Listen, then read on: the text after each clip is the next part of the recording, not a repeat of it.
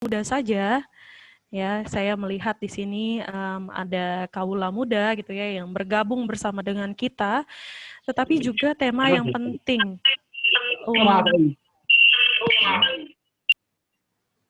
Oke. Tema yang penting dibahas juga atau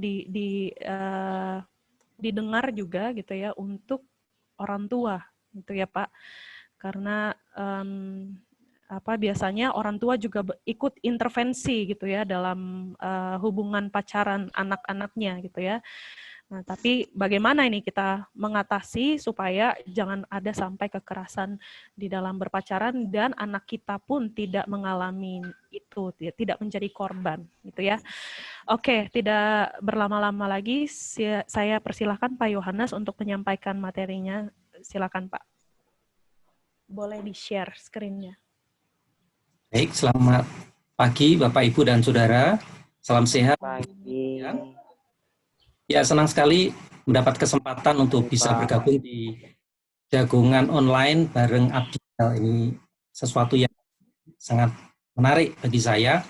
Terima kasih Bapak Ketua SCT Abdiel yang memberi kesempatan kepada saya, dan saya mengajukan perbincangan kita seputar kekerasan dalam pacaran. Saya akan membagikan screen saya.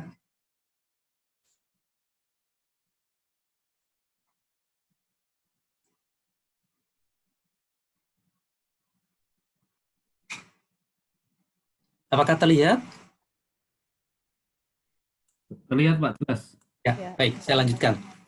Nah, Bapak, Ibu, dan Saudara yang dikasihi Tuhan, ketika kita berbicara tentang kekerasan dalam pacaran, saya membatasi dalam judul sesuatu untuk awalannya adalah sehat berpacaran. Bukan berarti kita sedang berpacaran semuanya, tidak, tetapi ketika kita berbicara tentang berpacaran, waspadai kekerasan dalam pacaran, mengantisipasi kekerasan dalam rumah tangga,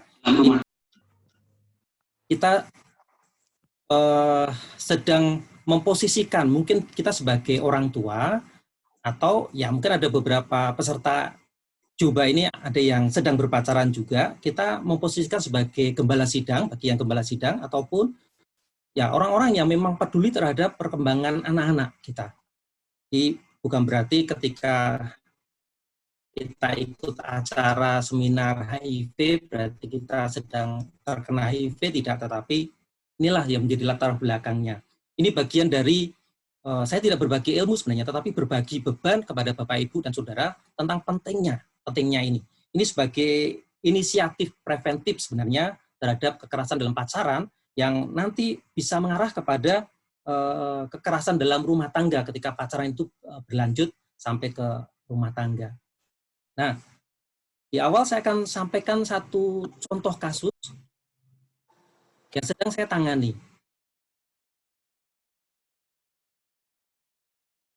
Mungkin nggak begitu jelas, ini saya screenshot, saya sudah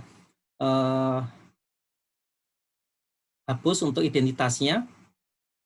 Yang di sebelah kiri, ini adalah WA yang ditujukan kepada seorang gadis yang menjadi klien saya. Coba Bapak, Ibu, dan Saudara bayangkan kalau kita menjadi orang tuanya dari anak ini, dan kita membukanya, ternyata si pacar dari gadis ini ngomongnya minta maaf nih. Saya sengaja sampaikan, ini apa adanya. Ya, saya tidak perlu membaca dengan bersuara. Nah, ketika kami berintervensi, kami melibatkan beberapa pihak pendekatan, anaknya menjadi klien saya, orang tuanya kita dekati, dan rupanya orang tuanya menjawabnya, ya bisa dilihat di sebelah kanan. Kira-kira, udah biarin aja, pengennya orang tua si gadis ini, padahal si gadis ini akhirnya mengambil sebuah keputusan, saya harus pisah, saya harus putus. Tapi orang tuanya, jangan. Karena orang tuanya si cowok itu temannya mama, gitu ya, temannya mama. Padahal seperti ini kejadiannya. Anak ini stres, anak ini hampir mendekati depresi, harus ditolong. Oleh karena model pacarannya seperti ini, Bapak Ibu Saudara. Nah, ini sebagai contoh bahwa kekerasan dalam pacaran itu real, nyata. Nanti saya akan tunjukkan data-datanya. Dan kekerasan dalam pacaran bukan hanya dialami oleh anak gadis kita.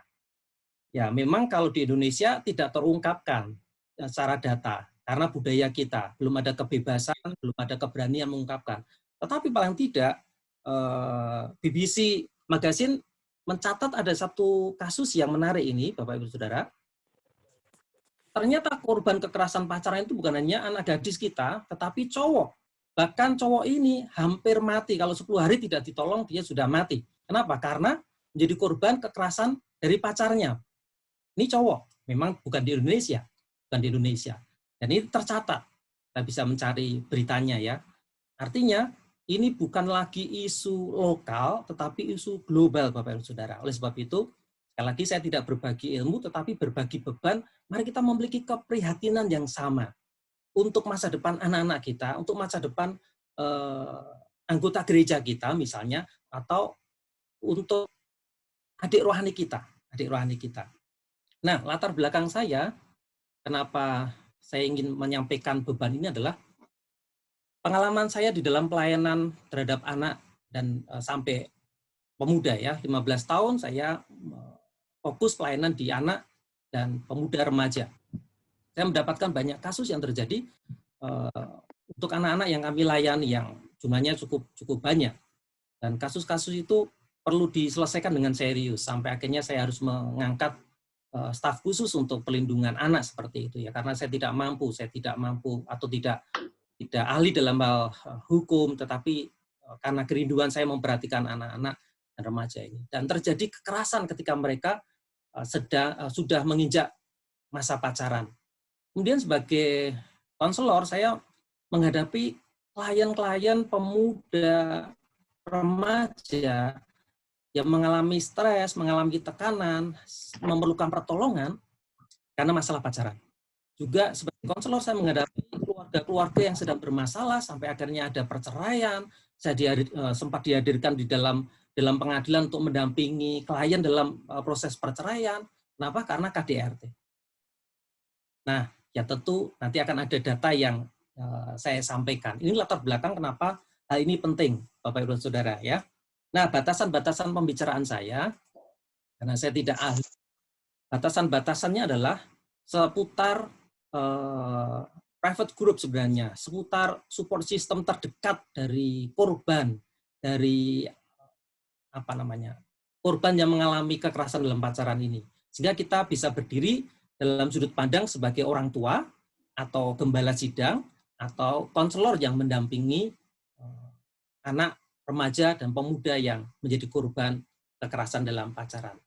Untuk ranah hukum bukan bagian saya, mungkin nanti ada diskusi yang justru menghasilkan sesuatu semakin tajam komitmen kita untuk bersama-sama di dalam mencegah terjadinya kekerasan dalam pacaran di lingkungan terdekat kita.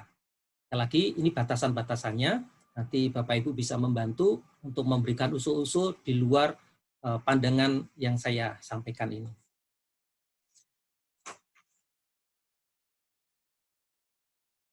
Ini saya kira tidak perlu, ini tentang apa pacaran, karena tema tersendiri sebenarnya.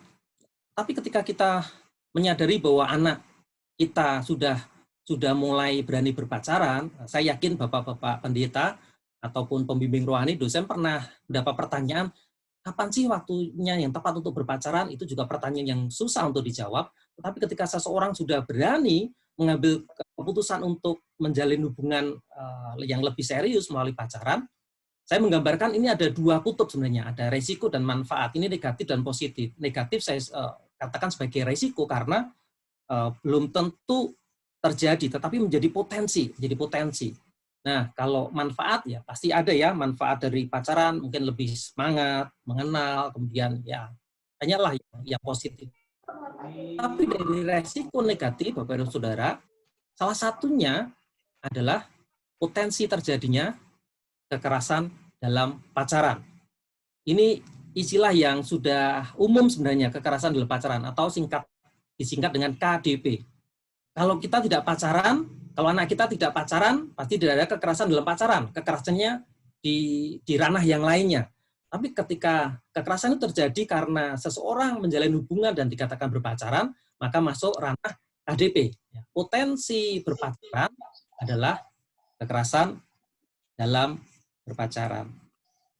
Nah, memang potensi semuanya pasti akan mengalami ini yang namanya kita sedang mengenal, kita sedang berrelasi, pasti ada konflik, tergantung orang atau anak kita, tergantung kita memiliki seberapa besar atau seberapa kuat di dalam menghadapi permasalahan itu. Coping skill-nya sangat mempengaruhi. Ketika coping skill-nya rendah, maka akan menjadikan masalah bagi yang mengalami ini. Dan itulah ranah kekerasan dalam pacaran. Nah, pertanyaan berikutnya, Bapak Ibu Saudara, apa yang dimaksud dengan kekerasan dalam pacaran? KDP, kekerasan dalam pacaran, itu singkatan yang lebih lazim. Nah, ada beberapa pengertian yang diberikan oleh ahli, ini salah satunya dari Lavoie ya. Setiap perilaku yang merugikan perkembangan atau kesehatan pasangan dengan mengorbankan integritas fisik, psikologis, dan seksual.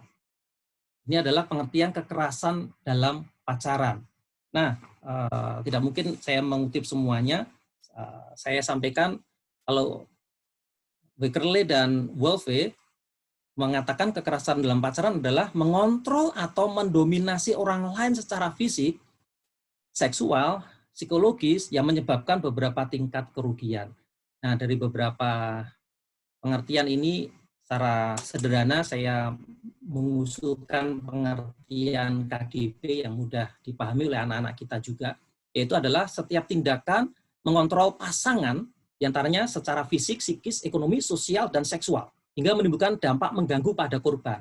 Dampak mengganggu. Ada orang-orang yang tidak merasa terganggu, berarti dia mempunyai coping skill yang baik sehingga tidak mempersoalkan itu. Tetapi ada beberapa orang yang sangat terganggu dengan perilaku pacar atau pasangannya itu. Nah, ini adalah pengertian dari kekerasan dalam pacaran. Tindakan mengontrol pasangan dalam aspek ini hingga menimbulkan dampak gangguan pada korban.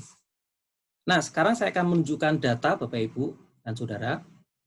Ini data bisa dilihat, kita bisa mencarinya di kata kuncinya itu adalah ini catatan Komnas Perempuan Indonesia, Catahu, ya, Catahu supaya mudah, kata kuncinya nanti dicari di internet. Ada Catahu tahun berapa nanti bisa dibuka. Nah, data yang saya sampaikan ini data 2016 yang dilaporkan Komnas Perempuan di 2017. Komnas Perempuan akan melaporkan setiap bulan Maret. Nah, ini adalah data 2016. Perhatikan, kenapa ini menjadi isu global, bukan lokal lagi. Isu sosial, bukan isu personal saja. Perhatikan, ini data 2017 ya. KDP, di sini sudah ada semuanya, kekerasan dalam pacaran, kekerasan terhadap istri, kekerasan terhadap anak perempuan. Ini jumlah kasusnya. Nanti saya jelaskan perbandingan, setelah ini ada data perbandingannya. Kasusnya, ini yang ditangani oleh lembaga penyedia.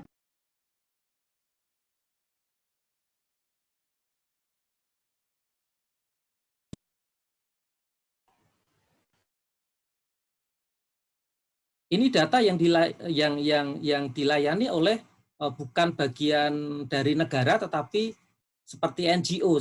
Jadi apa namanya? Istilahnya itu adalah penyedia layanan.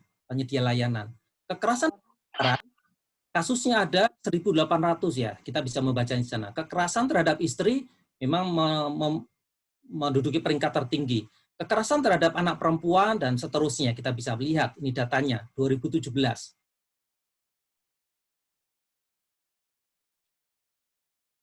Nah, pelaku kekerasan terhadap perempuan, perhatikan Bapak Ibu Saudara, yang paling tinggi adalah pacar, yaitu 1.500 sekian. Nah, sekarang ini bidang-bidang yang mengalami kekerasan, ada ekonomi, fisik, psikis, dan seksual. Sekali lagi ini data yang bisa kita cari sebenarnya, buka di websitenya Komnas Perempuan, kita bisa memantaunya perkembangannya. Nah, saya mencoba merekap secara sederhana kasus yang ada supaya kita benar-benar memahami bahwa itu ada dan nyata. Total data kekerasan terhadap perempuan setiap tahunnya dari 2017 sampai 2019. 2020 belum lengkap, saya update. 2017 ada 259.000 dan setiap tahun trennya naik sampai 2019 itu 400 hampir setengah juta kasus. Kemudian yang ditangani oleh mitra, Bapak dan Saudara, ini ditangani mitra pengada layanan seperti NGO, seperti itu, adalah 13.000. Ini yang ditangani. Nah, dari kasus yang ditangani mitra, untuk membaca tabel sederhana ini adalah, kejadian kekerasan itu paling banyak terjadi di ranah privat atau di ranah lingkungan privat. Ini terjadi dalam keluarga, terjadi di dalam hubungan berpacaran, salah satunya seperti itu. Nanti ada ranah publik ataupun ranah negara. Ranah publik itu berarti ada di luar. Seperti misalnya ada kasus pemerkosaan atau pelecehan seksual yang dilakukan oleh orang lain di tempat publik. Kalau di pemerintah berarti oleh bagian aparatur pemerintah yang melakukannya. Perhatikan di tahun 2017 memang cukup tinggi, 10.000, kemudian 2018, 9.600, 2019, 600. Ini kekerasan yang terjadi di ranah privat, ini terjadi di lingkungan terdekat oleh kakaknya, oleh orang tuanya, oleh omnya. Lalu sebarannya, dari kasus ini, Bapak Ibu Saudara, dari setiap kasus di ranah privat ini, sebarannya ini, KTI itu kekerasan terhadap istri, dan KDP kekerasan dalam pacaran, perhatikan fokus kita adalah KDP. Di tahun 2017 ada 2.000 sekian kasus KDP. Itu yang ditangani oleh mitra. Tidak tercatat yang ditangani oleh negara langsung, kepolisian ataupun apa seperti itu. Kemudian memang di tahun 2018 menurun, kemudian 2019 naik lagi menjadi 2.000. Jadi 2.000. Ini data yang ada di dalam Komnas Perempuan, nanti Bapak Ibu bisa mengakses melalui Catahu, nanti bisa dilihat di sana. Nah, artinya apa? Seperti yang tadi saya sampaikan, selain pengalaman, ternyata data menunjukkan bahwa ada tren yang tidak baik, yaitu terjadinya kekerasan dalam pacaran yang mungkin sebenarnya terjadi terhadap anak kita sendiri, mungkin terjadi terhadap pemuda remaja di gereja kita, dan kita tidak mengetahui itu. Ataupun kita belum begitu peduli. Saya lanjut supaya nanti kita lebih banyak bisa berdiskusi. Nah, sekarang jenis-jenis KDP, jenis-jenis kekerasan dalam pacaran, karena yang namanya kekerasan kadang-kala kita terbatasi tindakan kekerasan fisik, padahal sekarang sudah ada tren kekerasan secara cyber. Nanti bisa didiskusikan itu. Ini jenis-jenis kekerasan dalam pacaran, Bapak Ibu Saudara, paling tidak ada kelompok besar ini, itu secara fisik, secara psikis, secara ekonomi, dan secara seksual. Apa saja yang termasuk kekerasan di sini? Ketika saya menyampaikan ini beberapa tahun yang lalu kepada pasangan, kepada pemuda, mereka baru menyadari bahwa mereka sudah melakukan kekerasan terhadap orang yang dalam tanda kutip adalah mereka cintai sebagai pacar, ya. Kekerasan dalam pacaran di bidang fisik adalah seperti memukul, pasti ya, ini secara fisik. Ada memukul, menendang, mendorong, menonjok, menampar, mencekik, melempar benda, melempar handphone, ya, merusak, mengancam dengan benda tajam, termasuk mengabaikan kebutuhan kesehatan saat sakit. Misalnya saya punya pacar, saya sakit, lalu saya diabaikan, itu termasuk kekerasan dalam pacaran di bidang fisik sebenarnya. Udahlah, biarin aja pacarku sakit, seperti itu. Nah, hati-hati bahwa itu bagian dari kekerasan dalam pacaran, Bapak dan Saudara. Kita harus peka.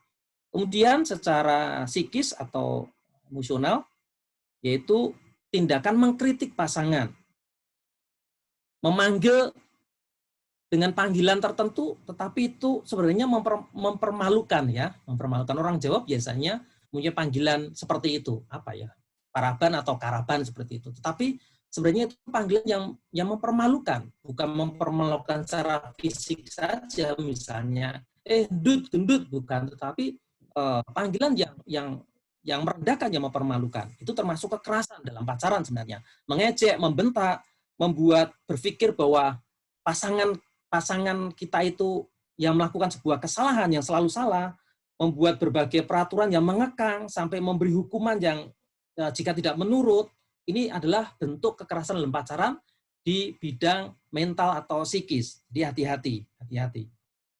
Ternyata ada, dan mungkin anak-anak kita sebenarnya menjadi korban dan kita tidak mengetahuinya. Secara psikis mereka mengalami kekerasan itu.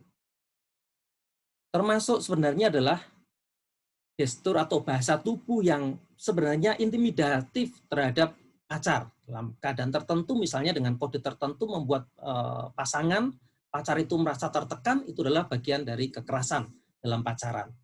Dan nanti kita akan lihat dampaknya. Dampaknya tidak sederhana. Sepertinya perlakuannya sederhana, tapi dampaknya yang tidak sederhana. Kemudian secara ekonomi, biasanya ini contoh saja, contoh konkretnya, kekerasan dalam pacaran secara ekonomi misalnya, pacarnya tidak boleh bekerja di kota lain dengan alasannya tidak bisa berpacaran jarak jauh. Kemudian kartu ATM-nya memegang pacarnya, sampai harus melaporkan keperluan ketika mau beli sesuatu harus lapor. Itu termasuk kekerasan sebenarnya dalam pacaran di bidang ekonomi, dikendalikan secara ekonomis. Dan itu faktanya, Bapak Ibu Saudara, ada yang dapat panggilan pekerjaan di kota lain dengan gaji yang cukup besar, tapi tidak berangkat. Padahal saya sudah memberikan rekomendasi, alasannya apa? Tidak disetujui pacar, karena tadi yang maksud mengekang. Secara seksual pasti, ini kasus yang paling banyak memang secara seksual, sampai ke meja konseling biasanya tentang seksual. Yang paling berat memang ada kehamilan, seperti itu, ada trauma secara seksual, seperti itu. Yaitu pemaksaan untuk berhubungan seksual, memaksa melakukan hal yang berbau seksual, seperti berfoto seksi. Nah, hati-hati juga, ini bagian dari kekerasan dalam pacaran. Meminta pacarnya kirim foto melalui WA misalnya ya. Sedang apa? Sedang mandi, fotoin dong gitu ya. Kalau enggak, nah, ada ancaman-ancaman. Nah, ini termasuk kekerasan dalam pacaran. Hati-hati, karena itu real sekali. Nah, demikian Bapak Ibu, itu adalah jenis-jenis KDP. Masih ada beberapa slide, saya akan mempercepat. Akibatnya, kita sudah bisa mengira-ngira akibatnya. Akibat dari KDP dari beberapa bidang tadi, secara fisik, secara psikis, secara ekonomi, sosial, seksual. Ya. Secara fisik jelas, pasti ada bagian-bagian tubuh yang terkena sasaran kalau itu tindakan fisik yang dapat membuat cacat permanen atau mungkin sakit sementara, luka, lebam, seperti itu. Dan jangan kaget, ternyata kasus ini terjadi di gereja, Bapak Ibu. Saya menemukan kasus ini terjadi di gereja ketika pemudi Kristen berpacaran dan mereka ribut di gereja, mereka ternyata melakukan kekerasan secara fisik. Kemudian secara psikis, membuat kondisi korban siapapun itu merasa tidak berharga. Kemudian takut, malu, tidak percaya diri. Ya, secara ekonomi pasti mengalami kerugian, tidak bisa berkembang menikmati ekonomi yang lebih baik, ya, kesempatan pekerjaannya hilang, seperti itu. Dampak sosial biasanya mengakibatkan terputus dari interaksi sosial yang lainnya. Biasanya akan ada kekangan dari pacar, kamu nggak usah hubungi mamamu, kamu nggak usah hubungi kakakmu. Terpisah secara sosial. Dan secara seksual, seperti yang tadi saya sampaikan, sampai ada kehamilan, ataupun sampai ada aborsi, dan yang lainnya. Ini akibatnya, dampak yang kalau dituliskan semuanya, ya banyak sekali dan ya menurut saya mengerikan. Nah, seperti yang saya sampaikan di awal tadi, Bapak Ibu Saudara, saya hanya mau menyampaikan beban saya tentang isu tentang tren tidak baik yang sebenarnya ada di sekitar kita. Saya mempunyai anak gadis dan saya mulai khawatir. Saya mulai khawatir jangan sampai anak gadis saya mengalami kekerasan dalam pacaran. Termasuk pemuda remaja di gereja kita.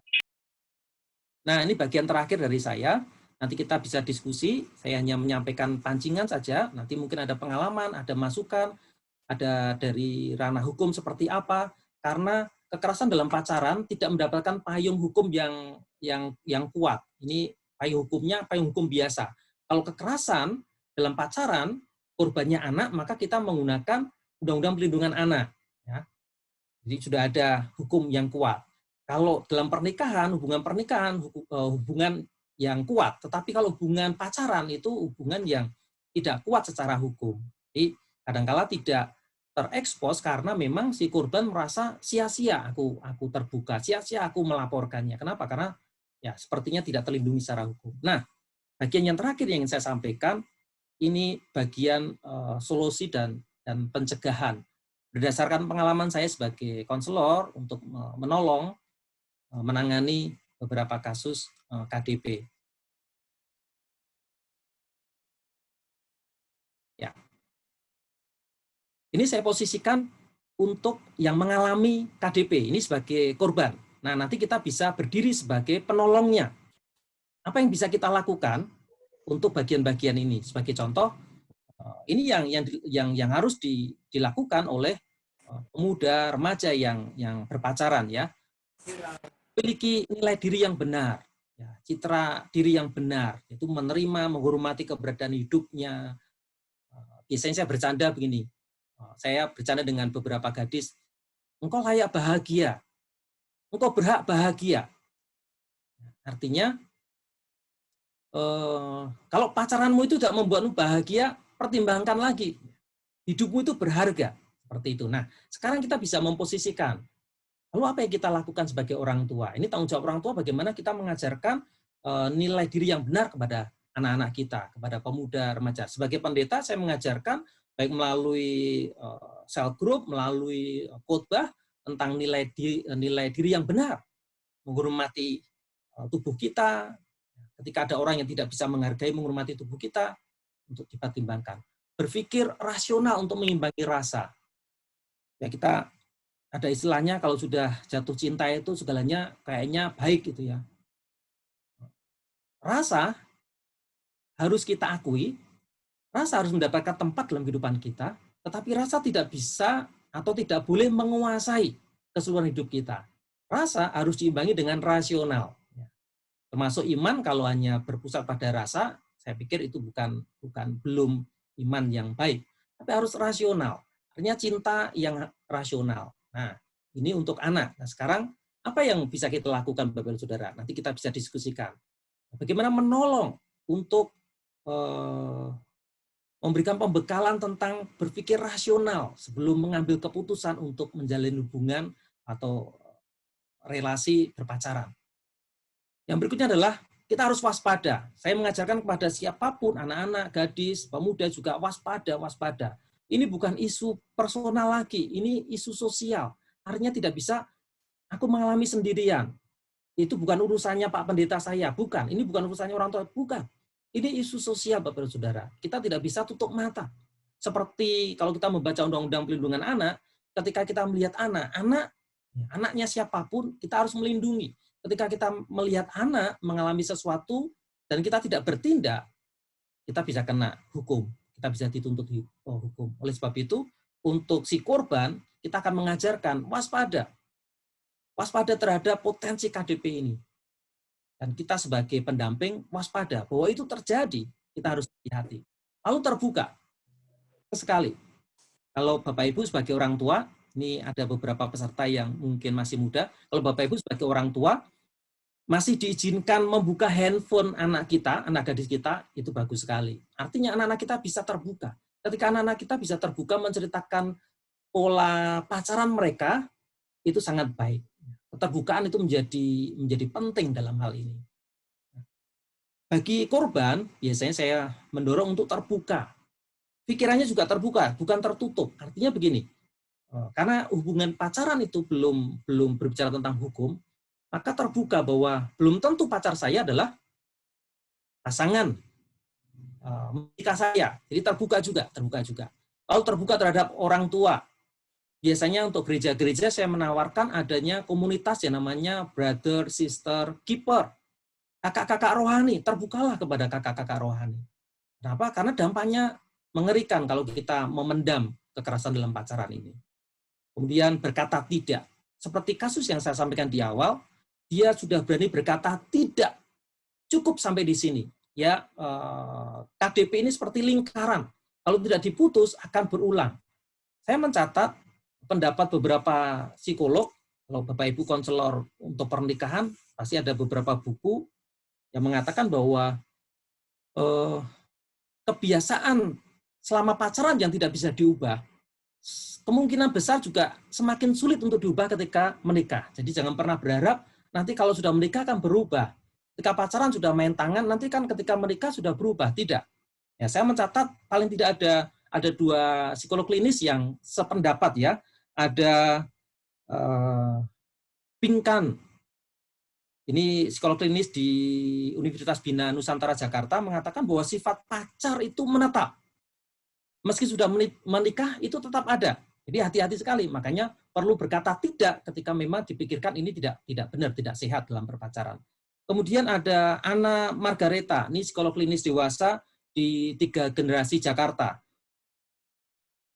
Bahkan beliau mengatakan sifat buruk selama berpacaran akan lebih intens terjadi setelah menikah. Jadi hati-hati sekali. Oleh sebab itu saya selalu berpesan kepada pemuda, remaja, katakan tidak untuk KDP. Dan yang terakhir adalah dapatkan pertolongan dan perlindungan. Kita sebagai pelindung, kita sebagai penolong, sebagai orang tua yang peduli kepada kasus-kasus seperti ini. Demikian beberapa hal yang bisa saya sampaikan sebagai pemancing keprihatinan dan komitmen kita untuk menolong ada korban, tetapi untuk mencegah terjadinya KDP. Karena KDP kalau tidak diwaspadai menjadi cikal bakal KDRT. KDRT akan lebih sulit untuk ditangani. Ya, terima kasih Pak Yohanes untuk materinya yang membuka pikiran kita, membuka kesadaran kita bahwa KDP atau kekerasan dalam berpacaran itu real, nyata. Dan tadi sudah dipaparkan juga data-datanya yang diambil dari Catahu Komnas Perempuan, bahwa tiap tahun itu ya Pak, tiap tahun angka kekerasan dalam berpacaran itu selalu meningkat.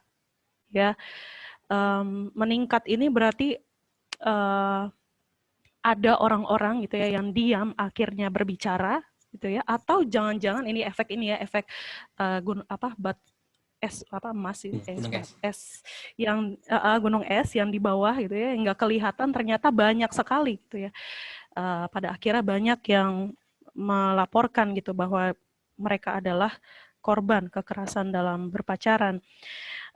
Pak Yohanes, tadi Bapak sempat memberi definisi gitu ya, bahwa ketika ada kekerasan dalam berpacaran, berarti ada yang merasa terganggu gitu ya. Ada yang merasa terganggu, dan mungkin pertanyaannya adalah bagaimana Pak kalau sebenarnya dia adalah korban gitu ya, tetapi dia tidak merasa bahwa dia adalah korban. Berarti dia tidak terganggu gitu ya. Tidak. Padahal sebenarnya perilaku pacarnya itu adalah perilaku yang menunjukkan ada kekerasan gitu. Karena banyak sekali gitu ya orang-orang gitu ya, pada umumnya perempuan gitu kan, karena itu tadi, karena tidak rasional, tidak lagi bisa rasional gitu ya, ini cinta gitu ya, atau nanti pacar saya akan berubah suatu saat nanti, apalagi kecenderungan laki-laki atau pacar gitu ya yang sudah bermain fisik gitu, akan minta maaf gitu ya, minta maaf, saya akan berubah, saya khilaf, saya tidak sadar kalau saya sudah memukul kamu atau saya sudah berkata-kata kasar kepada kamu. Lalu anak ini dengan polosnya ya sudah pasti akan ada perubahan gitu. Dia benar-benar cinta sejati saya pasti. Nah, realitas ini terjadi gitu Pak. Dan kemudian ada efek ini ya, apa namanya, sindrom Stockholm ya, disebut sindrom Stockholm, yang sebenarnya korban pada akhirnya dia menikmati gitu, menjadi korban di dalam relasi yang tidak sehat gitu. Karena terbiasa ya. Iya, karena terbiasa. Sebelum kita beralih ke pertanyaan-pertanyaan itu, mungkin Pak Yohanes bisa menyampaikan insight-nya Pak, karena Bapak yang lebih banyak melakukan konseling gitu ya dengan para korban di HTC atau dimanapun, Bapak bisa sharing bagaimana Pak? Baik. Pertanyaan intinya adalah bagaimana kalau ada korban yang mengalami KDP tetapi tidak merasa menjadi korban. Memang ada beberapa kemungkinan hal itu terjadi. Tadi sudah disebutkan karena terbiasa. Lalu ada kemungkinan juga karena memang tidak mengetahui. Seperti ketika saya mengajarkan tentang bagian dari pelindungan anak, tentang pelecehan seksual terhadap anak. Ketika saya mengajarkan pada anak, saya mengajarkan kepada anak saya bagian-bagian tubuh mana yang tidak boleh disentuh oleh orang lain. Sebelumnya mereka tidak tahu, mereka biasa. Misalnya ya, karena anak-anak kecil biasanya gemes, minta maaf nih, dipegang pantatnya gitu ya. Tapi ketika saya mengajarkan, tidak boleh. Yang boleh memegang itu orang tuamu dan dokter seizin orang tuamu. Ketika nanti di dokter, harus didampingi oleh orang tua. Ini untuk anak. Nah, anak akan bertanya, kenapa? Lalu saya bisa menjelaskan. Kemungkinan terjadi kenapa korban KDP tidak merasa menjadi korban. Karena tidak mengetahui sebenarnya. Belum mengetahui bahwa ada batasan-batasannya. Belum mengetahui bahwa yang dialami itu adalah sudah kategori kekerasan dalam pacaran. Itu yang pertama menurut saya. Sehingga solusinya adalah memang dari sekarang kita harus memberikan tindakan pencegahan dengan cara edukatif, menyampaikan kepada pasangan yang berpacaran atau anak-anak kita yang akan memasuki usia pacaran. Supaya mereka mengetahui bahwa ini batasan-batasannya loh, kalau berpacaran tidak boleh ngomong kasar seperti ini. Nah, jadi harus ada preventifnya. Supaya nanti ketika menjadi korban dia sadar betul, iya ya, seperti tadi kasus klien ya, bahasanya kasar sekali dan dia merasa, aduh Pak, rasanya kok sakit. Nah, sebelumnya dia merasa biasa saja atau merasa tidak berdaya. Biasanya korban memang di posisi yang tidak berdaya. Ya, karena terbiasa, karena memang ancamannya begitu kuat seperti itu. Jadi kira-kira seperti itu. Ada kemungkinan karena tidak kita memberitahu bahwa itu tidak. Atau juga Pak, bisa jadi mereka adalah anak-anak korban orang tuanya KDRT. Karena saya menemukan juga gitu ya, banyak teman-teman saya sebenarnya dia adalah anak korban KDRT dan kemudian dia menjadi lagi korban. Kalau dia tidak menjadi korban, kemudian dia menjadi pelaku gitu ya. Nah, menurut saya rantai kekerasan ini, Bapak Ibu Saudara, ini menurut saya ini adalah alarm ya, alarm yang perlu kita waspadai bersama gitu ya, selain COVID-19 gitu ya. Kekerasan ini menurut saya adalah pertanda gitu ya. Tadi Pak Yohanes sudah menunjukkan data-data bahwa setiap tahun KDP, kekerasan yang kemudian berpotensi menjadi kekerasan dalam rumah tangga itu meningkat setiap tahunnya. Berarti ini ada alarm, kita perlu meningkatkan awareness kita, kesadaran kita bahwa ini real sekali terjadi. Bisa jadi kita adalah korbannya, atau bisa jadi kita adalah pelakunya. Bisa jadi anak kita korbannya, atau anak kita pelakunya, ya itu kemungkinan itu sangat besar sekali. Dan ternyata tadi Pak Yohanes juga sudah memberitahukan secara singkat bahwa ada efeknya, yaitu trauma yang belum tentu trauma itu bisa pulih dalam waktu 1 atau 2 tahun, apalagi kalau menimbulkan trauma fisik ya, ada juga mental, itu pasti akan membutuhkan waktu yang lama bagi korban untuk berpulih gitu ya. Jadi mengapa sangat penting sekali bagi kita untuk membicarakan hal ini. Ya, ini sudah cukup banyak pertanyaan yang muncul di kolom chat. Saya akan bacakan saja Pak, supaya lebih jelas dari siapa dan kisahnya apa gitu ya. Dari Pak Purwadi, bertanya, fenomena kekerasan dalam berpacaran bukan hanya terjadi di ruang tertutup atau pribadi saja, melainkan mudah ditemukan di ruang publik. Wah, ini sudah masuk ke ranah publik ya, kekerasan yang di ranah publik, seperti di halaman sekolah, di ruang rental komputer, di taman,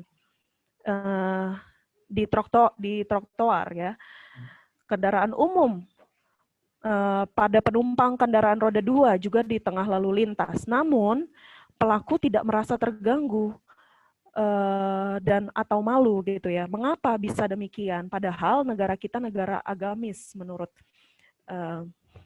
beberapa orang gitu ya. Ternyata agamis belum tentu perilakunya sesuai gitu ya. Bagaimana menurut Bapak, pertanyaan yang kedua, bagaimana perspektif teologi tentang kekerasan dalam pacaran? Mohon penjelasan. Baik. Langsung dijawab di diskusi. Iya Pak, silakan. Baik. Kalau tadi kita memperhatikan di data Komnas Perempuan, memang yang disoroti adalah kekerasan yang terjadi di ranah privat, itu artinya yang dilakukan oleh orang-orang terdekat, orang tua, ayah, kakak, ibu, atau om, termasuk pacar itu di ranah privat.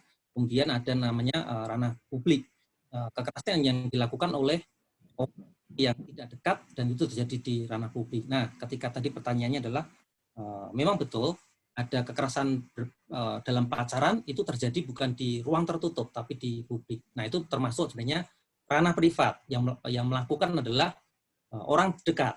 Itu kalau kategorinya dari Komnas Perempuan. Pertanyaan tadi adalah kenapa si pelaku ataupun korban merasa biasa-biasa? Sebenarnya tadi sudah sempat kita singgung. Ada kemungkinan memang terjadi pola yang salah dalam mereka bertumbuh sehingga konsep yang mereka pegang juga konsep-konsep yang bisa jadi adalah mitos ya. Artinya hal itu misalnya ini mitos. Hal itu biasa kok terjadi di pacaran. Konflik itu biasa kok. Iya, konfliknya biasa, tetapi tindakan kekerasan baik verbal maupun fisik ataupun yang lainnya itu yang tidak biasa.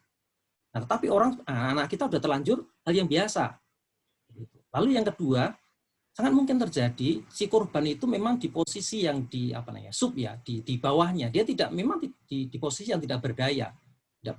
Apalagi secara misalnya nih contoh yang terjadi yang tadi saya ceritakan, secara finansial, secara ekonomi si gadis di bawahnya. Ini juga menjadikan semakin tidak berdaya, sehingga sekalipun di ranah publik seperti tidak berdaya. Lalu kenapa sepertinya kok biasa-biasa terjadi di ranah publik? Karena memang masyarakat kita belum ngeh tentang hal itu. Kita masih mempunyai budaya bukan urusanku. Kalau kita membaca Undang-Undang Perlindungan Anak, jelas sekali tidak bisa. Anak Indonesia itu adalah urusan kita bersama. Ketika anak mengalami kekerasan, ini khususnya untuk anak dulu. Dan kita salah. Makanya saya juga berani melihat misalnya kekerasan terhadap anak perempuan, walaupun bukan anak saya, ketika orang tuanya berkata, ini anak saya, Bapak berapa? Tidak, anak ini dilindungi undang-undang. Saya berhak untuk membelanya. Nah, oleh sebab itu, kita perlu mengedukasi masyarakat juga. Terlebih kita memang berjejaring dengan mitra pengada layanan atau pihak-pihak yang berwajib. Karena Indonesia sedang fokus ke arah sana. Sehingga kalau melihat tren kasus tadi, memang terjadi penurunan karena semakin banyak yang ditangani langsung oleh Komnas Perempuan dan pihak kepolisian. Yang saya tekankan adalah yang ditangani oleh mitra pengada layanan. Ini seperti NGO-NGO yang jumlahnya belasan ribu itu. Kalau menurun bukan berarti kasusnya turun, tapi semakin besar porsi yang ditangani oleh negara. Nah, artinya ketika kita sepakat bersama-sama, kita tidak takut, kita bisa berjejaring dengan aparat negara untuk melindungi anak-anak kita dari kekerasan dalam pacaran. Ya, perlu digarisbawahi juga ya bahwa kadangkala kita membuat objektifikasi ya Pak ya, pacar kita itu sebagai objek gitu ya, padahal dia adalah pribadi yang setara gitu ya dengan ya tidak bisa kita bendakan gitu ya. Dan kadang-kala kan dari statement-statement yang Bapak sampaikan, apa hak Anda? Itu kan karena ada konsep itu, ada konsep bahwa si anak itu adalah milik orang tua atau pacar itu adalah milik orang tua, dan ini yang perlu kita klarifikasi bersama, kita bedah bersama bahwa pacar kita atau anak kita itu bukan objek ya, bukan objek yang tidak bisa kita kemudian menjadi hak milik kita gitu ya, sehingga kita boleh melakukan apapun terhadap mereka. Bahkan tadi kalau Pak Yohanes bilang orang tua terhadap anaknya gitu ya, sekalipun anak itu masih kecil atau masih bayi, sebenarnya yang kalau di data Komnas Perempuan gitu ya, orang tua itu juga paling banyak juga melakukan kekeliruan gitu ya, terhadap tubuh anaknya gitu. Hanya karena anak-anak itu tidak bisa berbicara, lantas kita memegang bagian tubuh yang menurut mungkin anak itu tidak nyaman gitu dipegang oleh orang tuanya. Jadi kesadaran-kesadaran ini perlu kita bangkitkan kembali gitu ya. Bapak Ibu silakan sampaikan pertanyaannya melalui kolom chat gitu ya. Jadi tidak secara langsung. Dan karena tadi ada pertanyaan bagaimana kalau mau bertanya, silakan dicantumkan di dalam kolom chat. Nah, ini saya sampaikan lagi pertanyaan dari Alex Mareku. Bagaimana pandangan Kristen dalam menghadapi kekerasan rumah tangga di kalangan pemuda dan remaja?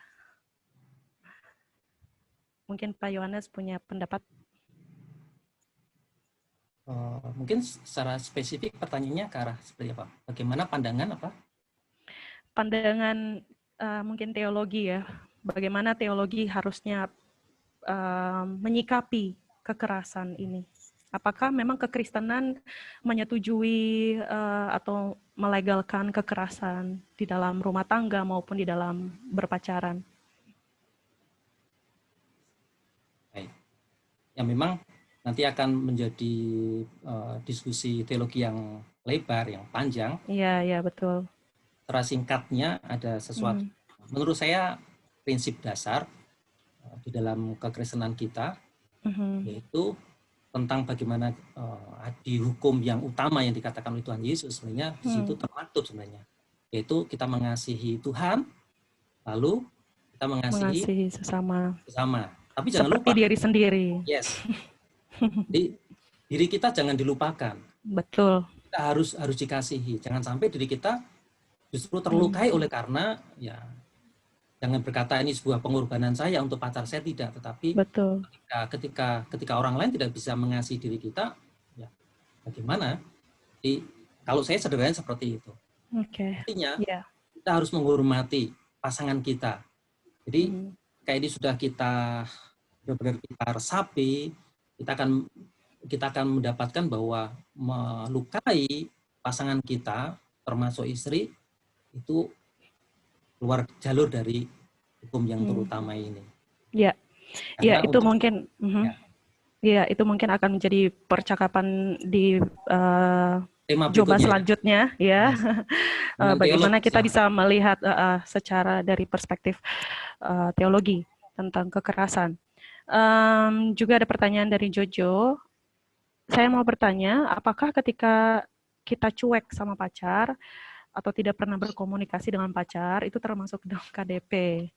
Kalau iya, masuk dalam KDP kategori apa dan bagaimana cara terbaik untuk menghindari hal tersebut? Mungkin kalau pacarnya jadi mengekang itu ya Pak, gimana nih Pak? Jadi mungkin perlu dijawab nih Pak.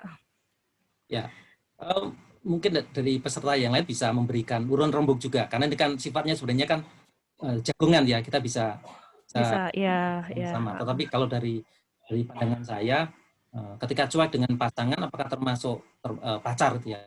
Apakah itu termasuk KDP? Iya, mengarah ke sana. Kalau yang kita cueki, sekali lagi, yang kita cueki merasa menjadi terganggu dan secara psikis terganggu. Contoh misalnya, kayak tadi, saya sakit ini, saya kuliah, saya sakit di kos, saya tidak bisa kemana-mana, tapi pacar saya yang satu kota ternyata cuek, dia bilang misalnya, aku sakit, aku perlu bubur, dicuekin. Ya, seperti pembiaran gitu ya. Nah, itu sebenarnya mengarah ke sana. Kalau memang ada tujuannya misalnya pacar saya balas dendam atau tujuan-tujuan tidak baik lah, yang pasti nyuekin tujuannya tidak baik. Nah, itu sudah mengarah kepada kekerasan dalam pacaran. Ranahnya apa? Di sisi apa? Secara psikis. Kalau nanti berbicara tentang cuek secara materi misalnya saya memerlukan pertolongan ini, saya mau beli obat tetapi saya nggak punya, sedang kiriman orang tua belum ada, dan pacar saya cuek aja, itu bisa sampai ke sisi ekonomi, membiarkan secara ekonomi saya mengalami gangguan, saya sakit sampai seperti itu. Saya kira itu. Oke, ya ini ada pendapat sekaligus bertanya dari Vicky Taniadi. Menurut saya, pacaran adalah replika atau miniatur dalam hubungan jika nanti masuk dalam jenjang pernikahan. Orang yang berpacaran tampaknya sulit berpikir rasional karena memang bergerak secara afektif, sehingga terkadang para korban merasa tidak masalah secara logis mengalami kerugian baik moral maupun materi. Ya mau bagaimana lagi, toh pasangannya yang memenuhi kebutuhan afeksinya. Sehingga saya pribadi lebih berpendapat bahwa pacaran adalah masa pengenalan pranikah, bukan penguncian jodoh terlalu dini. Meskipun dalam satu hubungan kita perlu saling membangun, namun apabila sejak awal sudah nyata tidak baik, mengapa harus dipertahankan? Pertanyaan saya, apakah dalam perspektif Kristiani pacaran ini ada dengan aturan tertentu atau tidak ada atau justru tidak boleh? Pertanyaan kedua, di samping speak up yang dilakukan oleh para perempuan yang cenderung menjadi korban dalam aspek fisik maupun psikis, perlukah juga dibangun suatu persepsi bahwa kekerasan ini juga mungkin dialami oleh laki-laki dalam aspek kekerasan secara ekonomi? Karena menurut saya hal ini juga penting, mengingat banyaknya remaja laki-laki saat ini mendapatkan banyak tuntutan dari sang pasangan terkait ekonomi ataupun finansial. Nah, sedangkan bisa jadi remaja laki-laki pun belum memiliki pendapatan yang stabil. Ya, terima kasih untuk pendapatnya. Pertanyaannya bisa dijawab Pak secara singkat. Ya, saya dari sudut pandang sebagai konselor. Konselor, ya. Ya, klien saya bertanya apakah boleh berpacaran, ya orang Kristen. Ya, memang kalau di ruang konseling kami akan menolong tentang seberapa siap orang ini untuk memasuki jenjang yang namanya hubungan berpacaran. Jadi kami mengembangkan semacam tools, semacam alat yang bisa dipakai untuk kamu benar-benar siap atau tidak. Kalau misalnya tidak siap, nanti kita akan membantu dengan menunjukkan resiko-resiko sehingga si klien atau anak akan berani melihat secara rasional tadi ya, oh ternyata kalau saya belum siap, kalau nekat seperti ini. Kalau saya belum siap, kalau nekat ternyata seperti ini. Lalu klien bisa mengambil sebuah keputusan. Tetapi dalam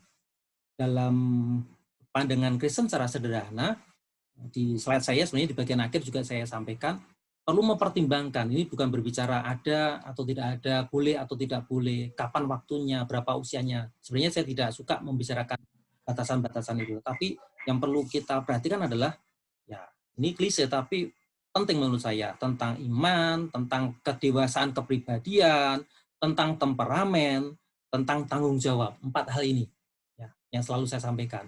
Kalau ini terpenuhi dengan baik, umur 19 tahun pun saya misalnya sebagai konselor, kamu sudah siap ya silakan. Mempertimbangkan iman, mempertimbangkan kedewasaan pribadi, temperamen juga penting. Kalau memang tidak siap dengan pacar yang ternyata temperamental ya, nanti akan menjadi lingkaran setan yang sulit untuk diputus seperti yang disampaikan Miss Pauline tadi ya. Ketika sudah terlanjur akan susah. Lebih baik pertanyaan adalah apa namanya? untuk mengarah ke pernikahan sebenarnya bukan di pacarannya sebenarnya. Ketika kita Betul. lebih terbuka terlebih dahulu dengan banyak orang, belum ada ikatan, nah itu kita bisa melihat, mengenalnya seperti itu. Kalau menurut saya kalau sudah sampai ke jenjang berpacaran, sebaiknya dengan pertimbangan-pertimbangan yang sudah matang. Nah, mungkin ada bapak-bapak gembala yang bisa menyampaikan urun rembuknya, karena ini pertanyaannya kalau di Kristiani bagaimana? Biasanya bapak gembala sidang udah pertanyaan gitu, Pak Berita, boleh nggak saya pacaran gitu ya? Silakan mungkin melengkapi apa yang saya sampaikan. Ya. Mungkin boleh saja ya Pak, kalau misalkan secara mental siap gitu ya, lalu secara ekonomi sudah siap gitu ya, karena tadi kan pertanyaannya lah, ini kalau laki-lakinya kadang-kadang dapat tuntutan gitu, misalkan neraktir perempuan ya, biasa itu fenomena yang terjadi ya, pacar yang harus membayar gitu. Ya, umumnya laki-laki gitu ya, pacar laki-laki yang harus membayar makanan gitu, atau pergi jalan-jalan, umumnya seperti itu. Ini lalu ada pertanyaan juga, bagaimana mengakhiri kekerasan terhadap perempuan. Mungkin saya bisa bantu jawab ya Pak ya. Mengakhiri kekerasan terhadap perempuan, buat saya ini pekerjaan yang panjang gitu ya, dan membutuhkan kerjasama banyak pihak gitu ya. Kesadaran untuk mengikuti Joba ini menurut saya sudah baik sekali gitu ya. Bagi Bapak Ibu, ini ada 96 orang, tadi sudah mencapai 100 orang gitu ya. Itu sangat baik sekali gitu ya, bahwa ada gerak hati gitu untuk mengikut materi-materi seperti ini. Tantangannya banyak sekali ya. Apa tantangannya? Pertama-tama karena dunia kita gitu ya, sangat patriarki gitu ya, terutama Indonesia gitu ya, di mana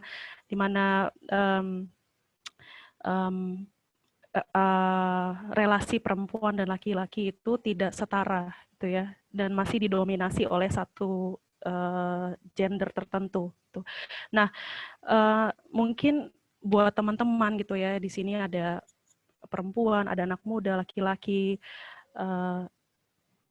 bapak-bapak, pendeta dari ragam latar belakang, yang perlu kita, tadi Pak Yohanes juga sudah sampaikan, terbuka ya, speak up, berani untuk bersuara, berani untuk menyampaikan perasaan Anda gitu. Karena saya sendiri, saya adalah korban, saya penyintas kekerasan, dan saya membutuhkan waktu yang cukup panjang gitu ya untuk keluar dari itu, dari belenggu, menurut saya ini belenggu atau lingkaran setan gitu ya. Saya membutuhkan waktu yang cukup panjang, bahkan belasan tahun, untuk saya berani bersuara gitu ya. Karena tadi itu ada perasaan bahwa nilai diri saya itu kemudian jelek karena pengalaman yang saya alami gitu. Dan ketika saya berbicara, maka pertolongan itu akan datang. Yang pertolongan yang sebenarnya saya membutuhkan bantuan.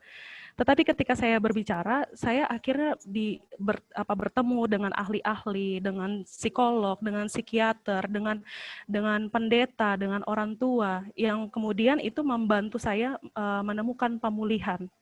Seperti itu. Jadi kebanyakan kita para korban itu tidak berani speak up, tidak berani bersuara, tidak berani menyampaikan bahwa saya adalah korban kekerasan dalam berpacaran, bahwa pacar saya telah menghina atau melukai saya, bukan hanya secara fisik, bahkan melukai emosional saya, mental saya, psikis saya gitu ya, bahkan spiritual saya juga.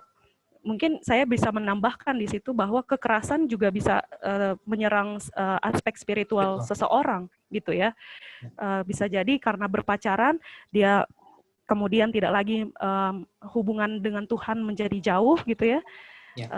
Yang biasanya kita tahu anak ini setiap Minggu rajin persekutuan gitu ya karena pacarnya gitu ya, ngapain sih datang ke gereja kayak gitu. Itu juga bisa mempengaruhi ya, bahwa ternyata ada kekerasan secara spiritual juga, ada aspek itu juga. Itu jadi speak up Bapak Ibu, teman-teman semua yang ada di sini, berani berbicara, berani mengatakan tidak, berani mengatakan bahwa ini adalah salah, berani mengatakan bahwa saya adalah korban. Seperti itu. Pak Yohanes mau ada tambahan, Pak? Silakan, Pak. Ya, tambahannya sedikit saja.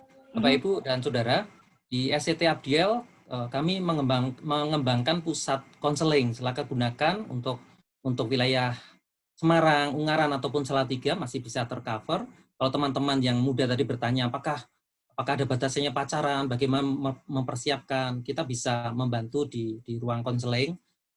Memang tempatnya di dalam kampus SCT Abdiel, dan silakan manfaatkan layanan masyarakat dari SCT Abdiel ini. Pusat konseling di SCT Abdiel. Iya.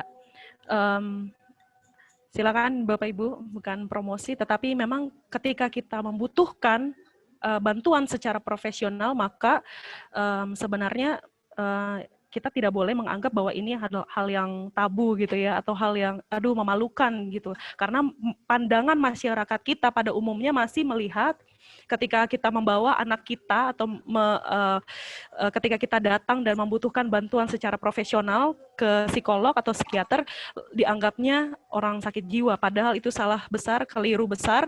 Ketika kita memang membutuhkan bantuan profesional, maka datanglah ke tempat-tempat seperti itu gitu ya. Nah, ini ada pertanyaan yang sangat baik dari Nisa Janis. Kalau tadi kita berbicara lebih banyak tentang korban, bagaimana Pak cara kita menyikapi pelaku kekerasan dalam pacaran? Atau bagaimana misalkan Bapak melakukan konseling terhadap pelaku gitu ya, konseling pastoral terhadap pelakunya, karena kan biasanya lebih banyak yang disapa gitu ya, yang ditolong, dibantu adalah korbannya. Tapi bagaimana kalau melakukan konseling terhadap pelakunya supaya dia juga pada akhirnya gitu ya, dalam relasinya dia tidak lagi melakukan kekerasan? Ya, baik. Dalam pengalaman saya belum pernah menangani pelaku. Karena yang sampai ke meja konseling biasanya adalah orang yang menyadari. Misalnya korban pun tidak akan bisa sampai ke meja konseling kalau belum menyadari sebagai korban, seperti itu. Artinya ketika ada pelaku sampai ke ruang konseling, dia sudah menyadari bahwa ada perilaku-perilaku yang buruk yang dia mungkin sulit untuk mengatasi dan itu mengganggu orang lain, baru datang ke ruang konseling. Nah itu memang ketika datang ke ruang konseling dengan kesadaran, itu akan lebih mudah menolongnya. Yang sulit adalah ketika dibawa oleh orang lain, di mana yang dibawa ini tidak menyadari. Saya pelaku kekerasan, lalu saya dibawa oleh orang tua saya, entah itu datang ke psikolog, konselor, ataupun apa, misalnya pendeta, saya merasa tidak bersalah, dia akan susah sekali untuk menangani. Jadi ketika saya menjawab secara singkat ini adalah dalam konteks ketika pelakunya sudah menyadari, ternyata perilaku saya mengganggu ya Pak ya, ternyata perilaku saya menyakiti pasangan saya. Nah itu memang jauh lebih mudah. Ada beberapa terapi yang dipilih untuk memperbaiki perilaku yang mengganggu. Perilaku, saya belum bisa mengatakan menyimpang, tapi perilaku yang mengganggu. Tentu dengan penggalian terlebih dahulu, kenapa munculnya perilaku seperti ini, menyakiti. Tadi Miss Pauline sudah sempat menyinggung bahwa mungkin itu refleksi dari apa yang didapatkan di rumah, dari orang tuanya, dari relasi orang tuanya. Dan itu sangat mungkin terjadi. Bahkan saya mendapati anak kecil yang konteksnya bukan pacaran pun sudah merefleksikan apa yang terjadi di rumah dengan kekerasan terhadap temannya. Sangat mengganggu anak ini perilakunya. Dan ketika di meja konseling, ketika kita tolong, ternyata tidak bisa dipungkiri bahwa papahnya sering memukuli mamanya. Dan itu direfleksi oleh anaknya dengan cara seperti itu. Seperti yang dikatakan Miss Pauline. Jadi jawaban singkat saya adalah memang ada pertolongan-pertolongan tertentu nanti di ruang konseling, asal si pelaku sudah menyadari. Kalau belum memang sulit. Saya belum mendapatkan bayangan kalau orang datang dan tidak menyadari saya salah, atau sepertinya orang datang ke dokter tapi tidak merasa sakit. Jadi, apa yang dirasakan? Saya nggak merasa apa-apa, ya akan sulit ya. Tetapi ketika sudah menyadari, oh Saya sering menggunakan tangan saya untuk menampar. Nah, itu akan lebih mudah. Kita akan memilih untuk beberapa terapi yang cocok untuk dia. Tentu nanti secara spiritual kita juga akan membukakan tentang hal yang sifatnya itu bagaimana Tuhan menghargai diri kita, menghargai orang lain, bagaimana menunjukkan kasih, dan seterusnya. Dan dilanjutkan dengan pasti terapi perilaku, behavior biasanya. Kira-kira itu singkatnya. Jadi kalau ditanya pengalaman, saya belum punya pengalaman. Karena pelaku biasanya belum menyadari. Lebih banyak korbannya yang datang karena memang sudah tidak berdaya atau ada orang yang menolong, kamu harus datang. Itu pun akan memerlukan waktu untuk korban menyadari bahwa kamu korban. Kadang-kadang karena dikondisikan tidak sebagai korban oleh si pelaku, datang ke ruang konseling juga perlu 1, 2, 3 sesi untuk menyadari bahwa iya ya ternyata saya bodoh sekali, saya korban ya. Jadi tidak langsung orang merasa saya korban. Tidak. Nah, sehingga perlu waktu untuk ke sana.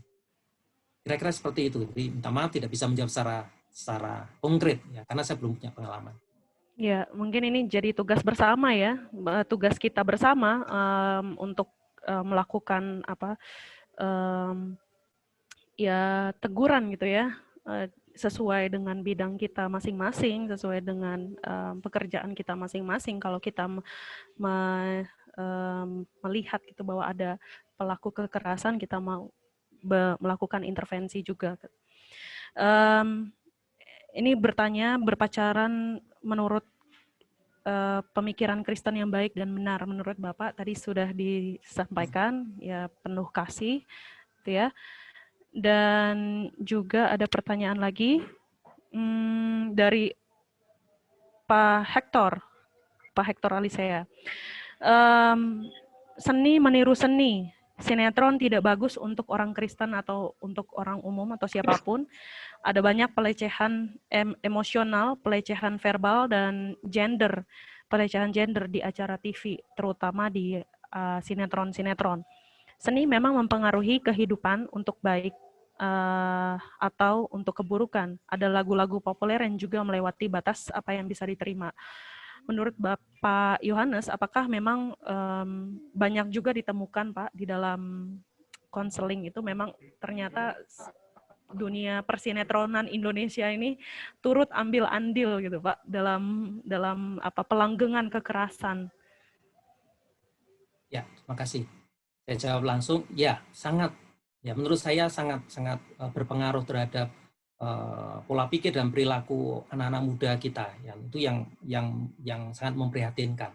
Sebagai contoh kasus yang pernah saya tangani adalah, memang ini tidak di ranah kekerasan terlebih dahulu ya, tapi ini sinetron banget. Jadi ada anak kelas 2 SMP minggat dari rumah. Saya tahu orang tuanya seperti apa. Gara-gara apa? Gara-gara orang tuanya tidak membelikan apa istilahnya yang menjadi identitasnya dia. Nah, kasus yang saya tangani adalah orang tuanya tidak membelikan motor, sedangkan teman-temannya memiliki motor. Mereka ini perempuan sampai nekat melarikan diri dari rumah. Ini SMP. Menurut saya mengerikan. Nah, ketika kita telusuri, bukan dari orang tuanya sederhana sekali. Secara finansial tidak mungkin lah untuk bisa beli motor itu, sedangkan rumah saja ditolong oleh orang untuk menempati satu ruangan untuk bersama itu ya. Tapi karena mana? Salah satunya pasti dari teman-temannya, salah duanya dari apa yang dilihatnya, apa yang konsep dalam pikirannya hidup. Akhirnya menjadi seperti sinetron. Mereka mall, mereka nongkrong kalau hari Kamis seperti itu. Dan arahnya ketika saya berjejaring untuk mencari anak ini, didapatinya di mana? Anak kelas 2 SMP perempuan. Kami dapatinya menjadi pemandu karaoke. Kalau Bapak Ibu di wilayah Salatiga ada Sembir namanya. Kita temukan di sana. Mengerikan sekali. Nah, ini baru kasus yang lainnya. Kekerasan juga pasti. Apa yang dilihat itu mempengaruhi. Bukan hanya untuk anak, orang dewasa pun seperti itu. Sebab itu memang kita harus cerdas sebagai penonton, cerdas sebagai orang tua, mana yang boleh dilihat oleh anak, mana yang khususnya anak, karena anak ini sedang berkembang ya. Dia proses untuk fiksasi beberapa hal. Jangan sampai nanti sudah sampai remaja kita sudah terlambat menyampaikan nilai-nilai itu. Lebih baik dari anak-anak. Seperti untuk kekerasan terhadap anak misalnya, pelecehan seksual terhadap anak mulai dari anak-anak kecil. Nanti ketika remaja dia sudah mempunyai kewaspadaan. Mana yang boleh dipegang, siapa yang boleh memegang, itu sudah ada. Ketika anak-anak sudah kita ajarkan. Termasuk preventifnya KDP ini. Sejak kecil anak-anak saya sudah saya sampaikan apa yang boleh, apa yang tidak boleh. Saya tunjukkan ke kakak-kakaknya yang pacaran, lalu kami diskusikan dengan anak apa yang tidak pantas dilakukan. Anak saya mempunyai pendapat. Dan sekarang sudah anak gadis, saya berharap sih baik sudah mengerti beberapa nilai-nilai, ada batasan-batasan. Jadi saya setuju perlu cerdas di dalam menonton karena jangan sampai kita hidup dalam alam sinetron. Termasuk drama Korea. Ya.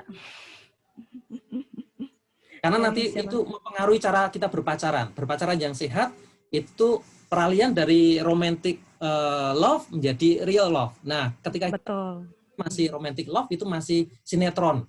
Dan di sana sangat mungkin terjadi KDP. Ya, boleh nonton drakor tapi ya ambil hikmahnya, jangan sampai nontonnya sebelum tidur, nanti masuknya ke bawah sadar dan akan menjadi perilaku kita esok harinya. Kira-kira itu, Miss Pauline.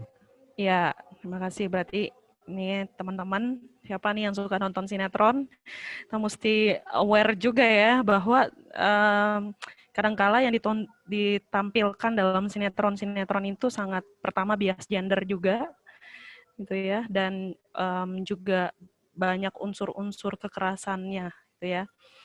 Nah, ini ada tanggapan dan pertanyaan dari Elda Valerina. Program sosialisasi tentang KDRT atau KDP masih belum optimal di gereja-gereja, sebab isu ini di masyarakat pada umumnya dianggap tabu gitu ya, atau privat, sehingga belum mampu dikomunikasikan secara terbuka di ruang publik sebagai tindakan yang kriminal. Tadi Pak Yohanes bilang kalau KDP itu lebih sangat abu-abu ya, karena perlindungan hukumnya belum ada gitu ya. Nah, gereja-gereja umumnya juga belum memberi perhatian khusus untuk mempersiapkan tenaga-tenaga khusus konseling kekerasan dan fasilitas konseling di gereja. Bahkan program gereja atau jemaat umumnya masih lebih banyak pada program-program yang sifatnya seremonilah di jemaat. Pertanyaannya, apakah sebagai seorang tenaga konseling, Bapak yang secara profesional tentunya, Bapak bisa share kepada kita tentang program-program apa, Pak, yang bisa dilakukan oleh gereja atau jemaat untuk memaksimalkan perhatiannya terhadap kasus kekerasan tersebut. Dan yang kedua, apa bentuk-bentuk teknis atau usaha pendampingan korban yang dilakukan di gereja Bapak untuk memaksimalkan konseling bagi korban, maupun menurut saya akhirnya bagi pelaku juga ya Pak. Bukan hanya korban saja, tapi pelaku. Silakan Pak. Ya, baik. Dari Elda ya, kalau tidak salah ya. Baik. Saya jawab pertanyaan yang kedua terlebih dahulu. Apa bentuk-bentuk teknis atau usaha pendampingan korban yang telah dilakukan di gereja Bapak? Memang secara teknis gereja kami belum sampai ke sana, tetapi ini sebagai bagian preventif. Tadi sudah saya singgung di materi awal saya. Solusinya adalah kita membuat, karena yang saya sampaikan adalah inisiatif preventif berbasis private group. Itu bisa keluarga, bisa komsel, seperti itu. Nah, kalau di tempat kami ada namanya brother, sister, keeper. Jadi ada kelompok-kelompok kecil di mana ada orang yang lebih dewasa, itu yang menjadi kakak-kakak. Ketika keterbukaan sudah terjadi, itu akan sangat menolong untuk menangkap pesan. Kadang-kadang memang korban tidak berani mengungkapkan, tetapi kakak-kakak rohani akan menangkap pesan bahwa ini pasti ada sesuatu. Dan ketika nanti berbicara dari hati ke hati akan terungkap. Nah, di situ akhirnya ya, kita bisa intervensi ketika itu pasangannya satu gereja, akan lebih mudah memang. Ketika pasangannya satu gereja. Biasanya gembala sidang lebih mudah intervensi untuk mendampingi ini, untuk menyampaikan edukasi terlebih dahulu bahwa yang dilakukan ini sudah masuk ke ranah KDP. Kemudian kita bisa pisahkan penanganannya, untuk pelakunya pasti berbeda, untuk korbannya berbeda. Nah, sekaligus menjawab yang pertama, untuk korban yang utama dilakukan adalah sebenarnya menerima keseluruhannya, artinya menerima bahwa yang dialami itu tuh benar. Kadang-kala kita sepertinya nggak percaya, tapi terimalah dulu. Terima semua perasaannya terlebih dahulu. Terima sampai dia merasa nyaman, karena itu sudah sangat menolong dia. Ketika korban sampai mencari pertolongan atau korban sampai memang hidupnya sangat terganggu, berarti dia sedang ada di posisi terendah. Artinya coping skill-nya sangat rendah. Nah, kita belum bisa menyampaikan sesuatu. Usahanya usaha dia sendiri, tetapi dimulai ketika kita menerimanya dia. Kalau misalnya dia marah, kita terima dia marah. Ketika dia kecewa, kita terima. Ya, itu seperti semacam pelepasan. Kemudian kita bisa secara teknis memang menggali apa saja yang terjadi. Kemudian kita mengkonfirmasi bahwa yang kamu alami itu memang menyakitkan. Biasanya kita kan tidak percaya. Contoh, Pak Pendeta, saya itu sakit hati. Kenapa? Karena kemarin dia lupa nggak jemput saya jalan dari Semarang. Lalu saya sepertinya nggak percaya, kamu ini mengada-ada. Nah, itu tambah melukai. Semestinya kita memiliki empati dengan menerima. Kita mempunyai kemampuan membuat para frase untuk, oh ternyata kamu kecewa banget ya. Ketika terkonfirmasi perasaannya itu, berarti perasaannya sudah mendapatkan tempat. Baru kita akan membangun rasionya. Ketika perasaannya belum mendapatkan tempat, dia masih akan unggul di perasaannya. Kita mau mengisi rasionya sulit sekali. Tapi ketika perasaannya sudah mendapatkan tempat, maka kita bisa mengisi untuk rasionalnya. Jadi, ya, berarti jangan di revictimize ya Pak, atau dijadikan korban yang kedua gitu. Kedua, betul. Kedua kali gitu. Padahal dia sudah menjadi korban, dia datang bercerita untuk meminta pertolongan, malah disalah-salahin gitu ya. Betul. Ya.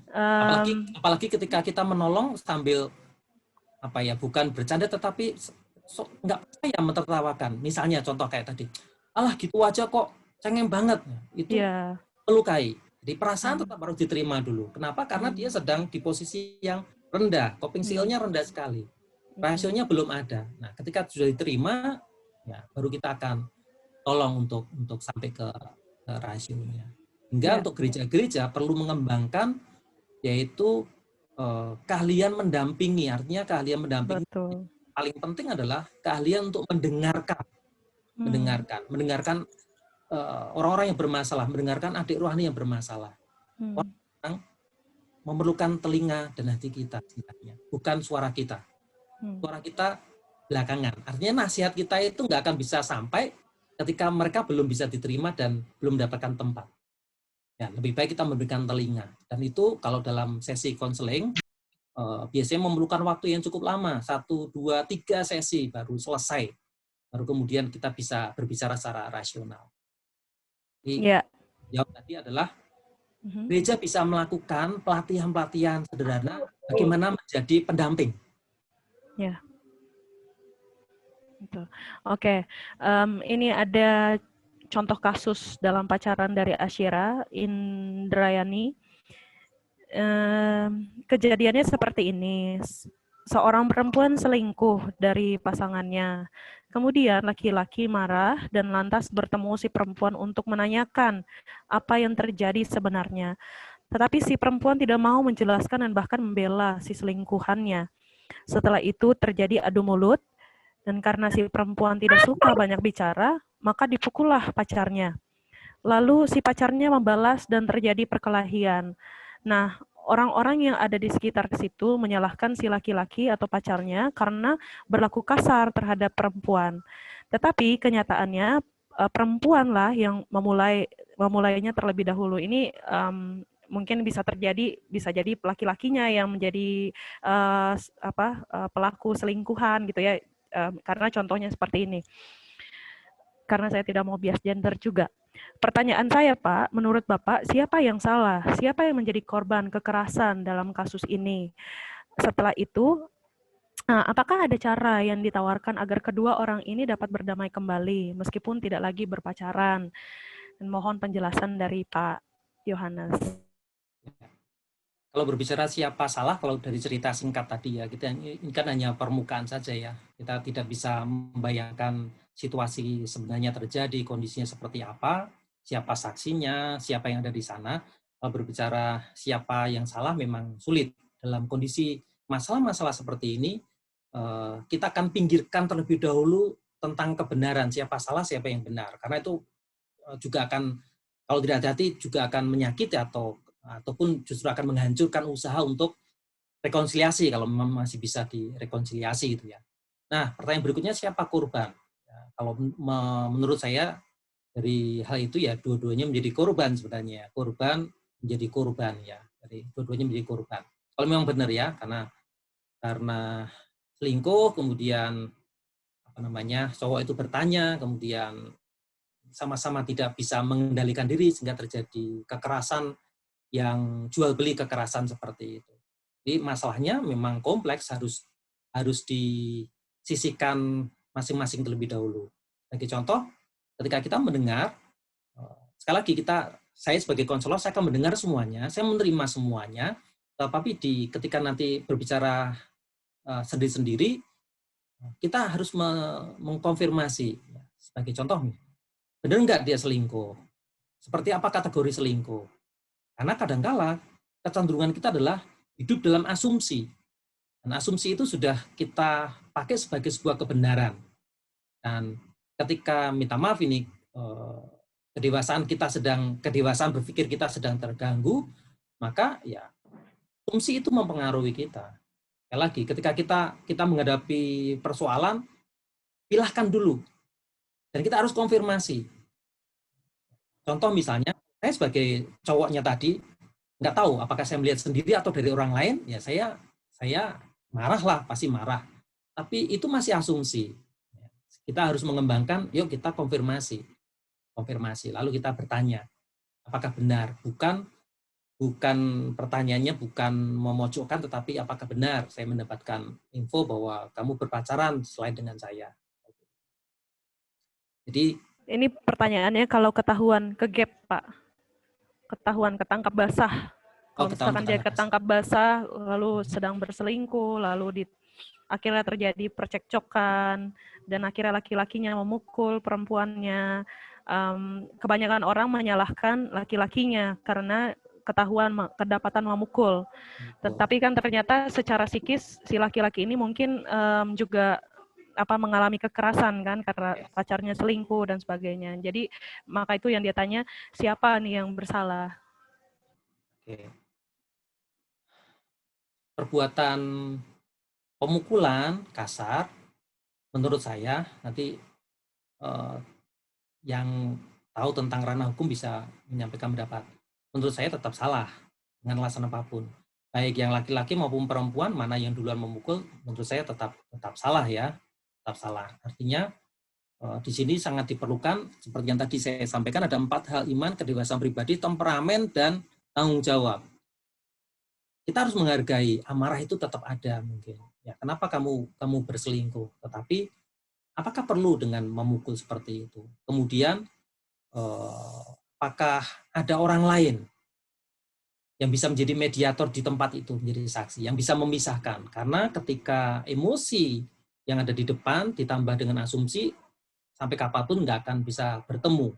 Padahal masalah-masalah seperti itu, kalau kita yang tidak bermasalah kan bisa melihatnya lebih objektif itu ya. Tapi bagi orang yang mengalami memang dia masih amarah, masih emosi ya. Sebaiknya tidak menyelesaikannya pada waktu. Jadi perlu orang lain yang mendampingi untuk memisah, atau saksi yang menceritakan itu bisa memisah kemudian menjadi mediator. Memang kompleks. Tetapi dengan alasan apapun memukul pasangannya tidak dibenarkan. Baik si pria maupun si wanita. Si wanita bisa mengatakan, saya membela diri misalnya seperti itu.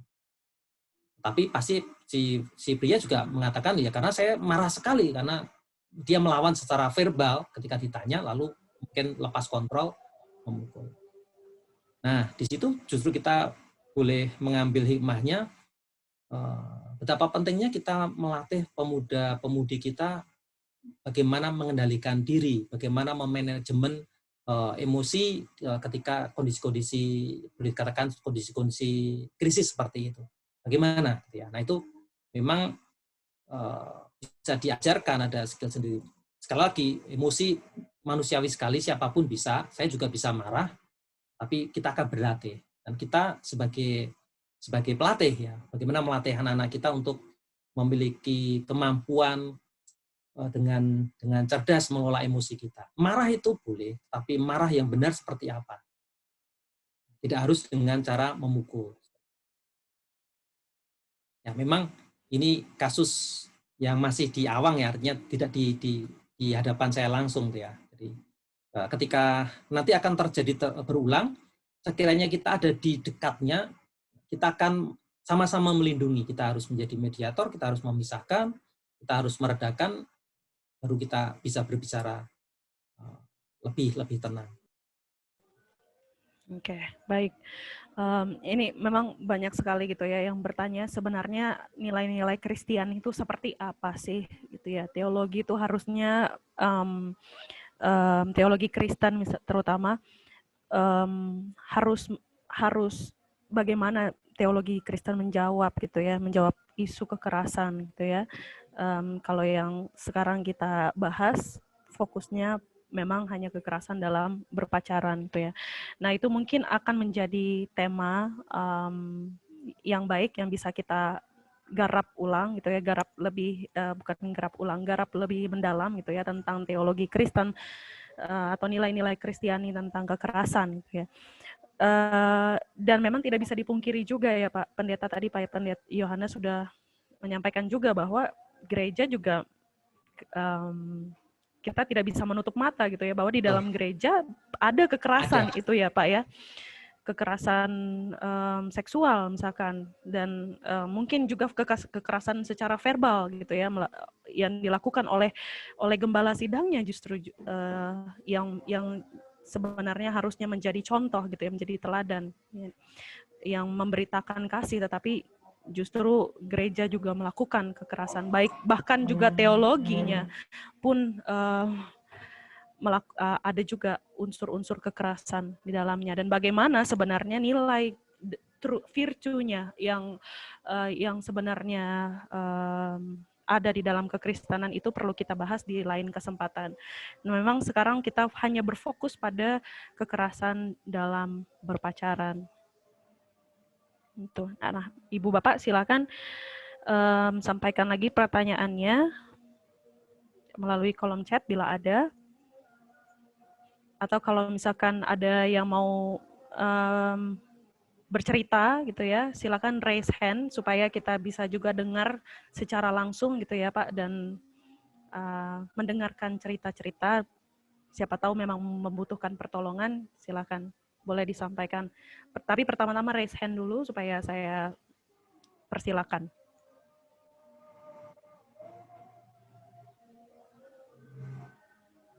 Oh, Rickson Simanjuntak, silakan. Silakan Pak Rickson. Salam, selamat siang, Bu. Ya, selamat siang. Siang. Salam kenal Pastor Yohanes. Saya sebenarnya tadi sudah chat pertanyaan saya, mungkin terlewat. Jadi Pak, saya mau sharing dan bertanya di dalam pertanyaan saya itu. Jadi saya pernah mission trip ke Lampung, itu bukan di Jakarta, tetapi di pedalaman itu sudah terjadi seks bebas. Jadi saya disuruh kepala sekolah untuk konseling kelas 2 SMA, cowok. Lalu betapa dia itu begitu runtut dan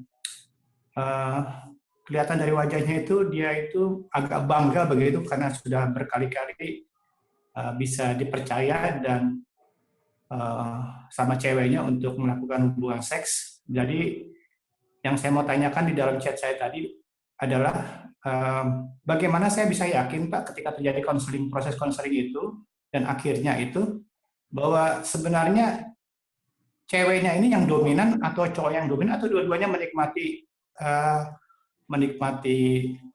yang tadi Bapak singgung dari awal mengenai dominan integritas itu. Terima kasih Pastor Yohanes. Ya.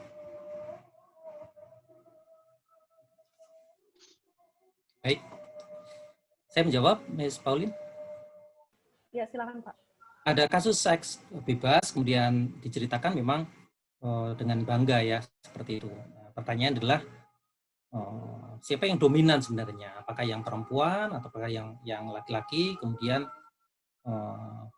bagaimana menyikapinya? Kalau saya mau ambil ke asalnya dulu, ke akarnya dulu.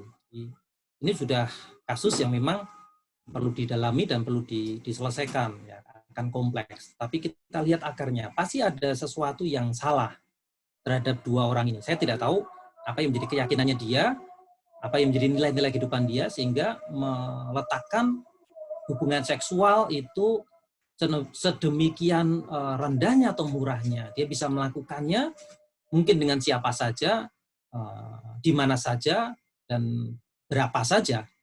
Ya, itu pasti ada sesuatu yang salah. Jadi dimulainya justru dari sana. Ini juga menjadi peringatan bagi kita supaya iya ya, ternyata ini nyata bahwa ada anak-anak yang memiliki pemahaman yang sangat keliru. Sebuah kebanggaan ketika bisa melakukan hubungan seksual dengan sang pacar. Padahal nanti dampaknya panjang sekali. Nah, sekali lagi, untuk penyelesaiannya pasti mempunyai kesulitan-kesulitan tersendiri. Sedangkan yang kita bicarakan adalah sebenarnya ke preventifnya. Preventifnya memang kita akan menyampaikan kepada orang-orang yang belum mengalaminya ya. Nah, saya memberi satu contoh kasus yang pernah saya tangani sampai menjelang pernikahan. Saya tidak menyebutkan nama dan tempatnya karena klien saya ada beberapa di kota yang lain.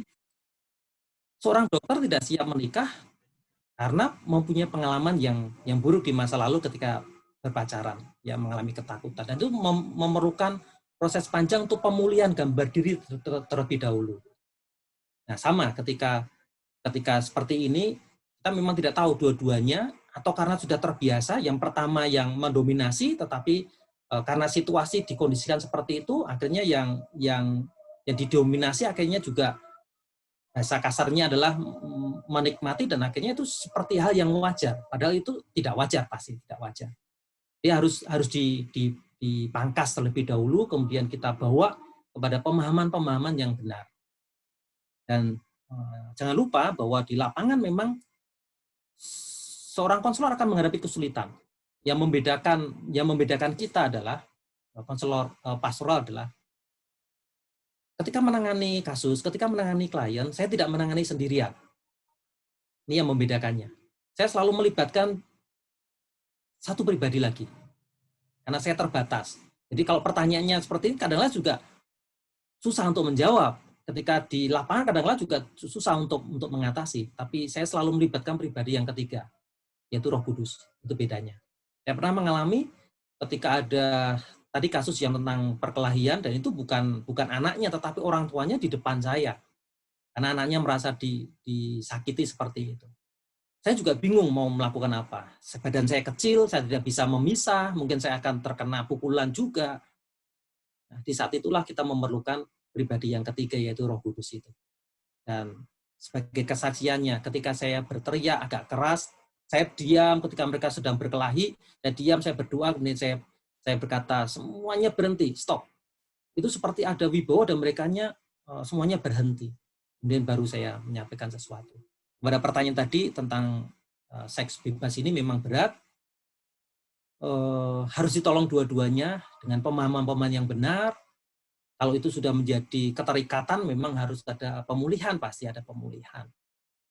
Mungkin diperlukan pertolongan secara profesional untuk jangan sampai itu sudah menjadi ranah ketagihan ya, ketagihan. Kalau kita mengetahui terjadinya ketagihan, bisa jadi seperti itu. Aktivitas seksual bisa menjadi fiktif sebenarnya sebagai untuk ketagihan. Sesuatu yang enak, sesuatu yang nyaman, otak kita merekam itu dan menyimpannya, dan kita akan mengulanginya. Rokok ataupun apapun, otak akan mengingat, dan bahkan makanan pun otak mengingat itu enak dan kita mencari atau ingin mengulanginya. Nah, ini harus dipotong terlebih dahulu dengan pemahaman-pemahaman yang benar. Kira-kira seperti itu. Jangan lupa secara spiritual, seperti yang tadi Miss Pauline sampaikan, kita harus libatkan juga di sisi spiritualnya. kita melibatkan di sana. Ada pelepasan, ada pemulihan di sana. Iya, asal garis bawahi juga kalau misalkan tadi ada yang terganggu ya Pak, berarti itu terjadi kekerasan gitu ya. Ada yang di luar kehendaknya dilakukan hubungan itu tanpa izin gitu ya, tanpa kehendaknya, berarti itu sudah terindikasi kekerasan. Dan ini memang sangat bias ya Pak percakapan seperti ini, karena nanti jadi yang dialami oleh UI juga ya, itu ketika mereka membuat pedoman anti kekerasan tapi diartikan secara keliru oleh kelompok tertentu. Iya, silakan Ibu Bapak, Saudara-saudari, kalau ada yang, ya boleh Pak. Ya, kita juga terbatasi dengan faktor budaya Bapak, Ibu, dan Saudara. Ini juga menjadi faktor penghambat sebenarnya, baik di dalam pencegahan ataupun nanti penanganan korban. Sebagai contoh yang saya alami adalah saya tinggal di Jawa, kita berbudaya Jawa. Ini anak SMA sebenarnya masuk ke ranah Undang-Undang Perlindungan Anak, tapi orang tuanya tidak mau diangkat ke sana. Ini anak SMA kelas 3 dan hamil. Nah, ketika kami tangani, kita lihat kronologinya, ternyata si anak gadis ini yang hamil ini merasa dipaksa ketika melakukannya. Dengan detail dia menceritakan bahwa ada semacam pemaksaan dan hamil. Dan biasanya karena ini faktor budaya kita lebih memilih untuk menikahkan dengan menikahkan dengan yang belum tentu, kehendaki. Artinya kita menjerumuskan ke jurang yang berikutnya. Kalau berbicara spiritual berarti kita mengizinkan mungkin dosa yang berikutnya. Nah, ada beberapa kasus yang saya tangani itu, tapi ada satu kasus yang menurut saya sangat berani orang tuanya memilih untuk tidak menikahkan. Ketika kita memberikan pengarahan bahwa di Indonesia diakui status sebagai orang tua tunggal, single mother, itu diakui secara hukum, di akte kelahiran juga akan dituliskan anak dari seorang wanita atau seorang ibu tanpa ayah juga diakui secara hukum. Akhirnya keluarga ini memilih tidak untuk menikahkan. Kenapa? Karena anaknya sendiri menyadari bahwa salah dia sebagai korban. Karena ketika melakukan itu, si pacarnya dalam keadaan terpengaruh alkohol. Lalu secara kedewasaan juga tidak ada. Dia membayangkan kalau menjadi suami saya seperti apa. Lalu memilih untuk tidak menikah. Nah, ini sebenarnya berat sekali, tetapi itulah caranya memutus rantai untuk tidak sampai ke KDRT yang berikutnya. Ya, kekerasan tapi yang tidak terputus. Ya betul. Beberapa kasus akhirnya dinikahkan dan akhirnya menjadi masalah kemudian. Yang selanjutnya. Ya, ini faktor budaya yang mempersulit kita. Lalu kalau ada teman-teman dari timur, saya menangani beberapa mahasiswa dari Kupang, ya istri saya juga orang Alor, jadi mungkin budaya sana budaya memang keras ya, orang tua untuk anak juga keras ya. Istri saya juga menceritakan bagaimana dulu papahnya menggunakan sapu untuk menghukum anak-anaknya seperti itu. Tapi itu faktor budaya yang menurut saya memang harus dimerdekakan dalam Tuhan Yesus juga ya. Kita harus mematahkan. Itu mempersulit di dalam penanganan. Iya, betul Pak. Iya, pertanyaan dari Pak Gideon. Kalau menurut pandangan saya, ini berkaitan dengan karakter. Bagaimana menurut pandangan Bapak? Saya sangat setuju dengan pandangan Bapak bahwa kita perlu pertolongan Roh Kudus. Apakah ini terkait dengan karakter, Pak? Ya, jawabannya sederhana, ya. Pasti. Terkait dengan karakter. 4 hal tadi yang saya selalu singgung. Terserah, nanti Bapak mau memasukkan karakter gimananya ya. Tapi ada kedewasaan iman, kedewasaan kepribadian atau kedewasaan pribadi, temperamen, dan tanggung jawab. Mau dimasukkan mana di karakternya. Tapi kira-kira seperti itu. Ini yang sangat mempengaruhi respon anak muda kita ya. Respon kita terhadap apa yang sedang dihadapi. Respon kita di dalam berrelasi. Karena tidak akan mulus. Ya. Bahkan menikah pun saya mendampingi pernikahan selalu mengatakan bahwa pernikahan bisa menjadi pintu menuju kesengsaraan, dan sudah diteliti oleh ini di luar negeri memang oleh Universitas George itu diteliti, hasilnya adalah mengerikan.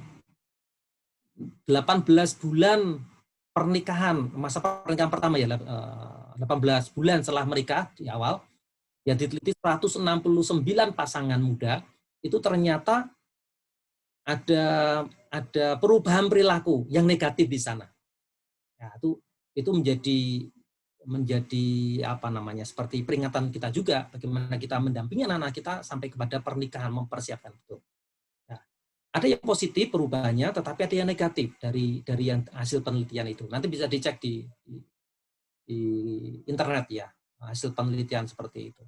Salah satunya adalah 18 bulan pertama dalam pernikahan yang didapatkan adalah baik suami maupun istri menjadi tidak terbuka, tertutup. Dan ada beberapa sifat yang negatifnya. Yang positif juga ada. Tapi ini menjadi peringatan bagi kita untuk mempunyai tujuan yang benar untuk berpacaran, memiliki kematangan yang cukup untuk memasuki usia pernikahan, sehingga yang ditanyakan oleh Pak Gideon betul sekali. Itu berbicara tentang karakter, tentang kedewasaan.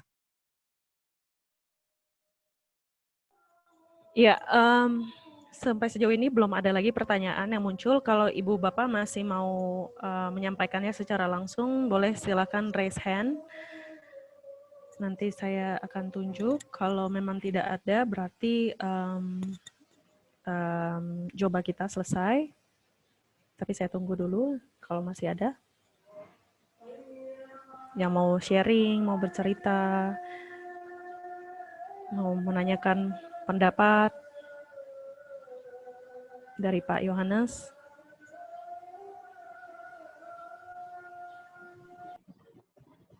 Cukup kayaknya.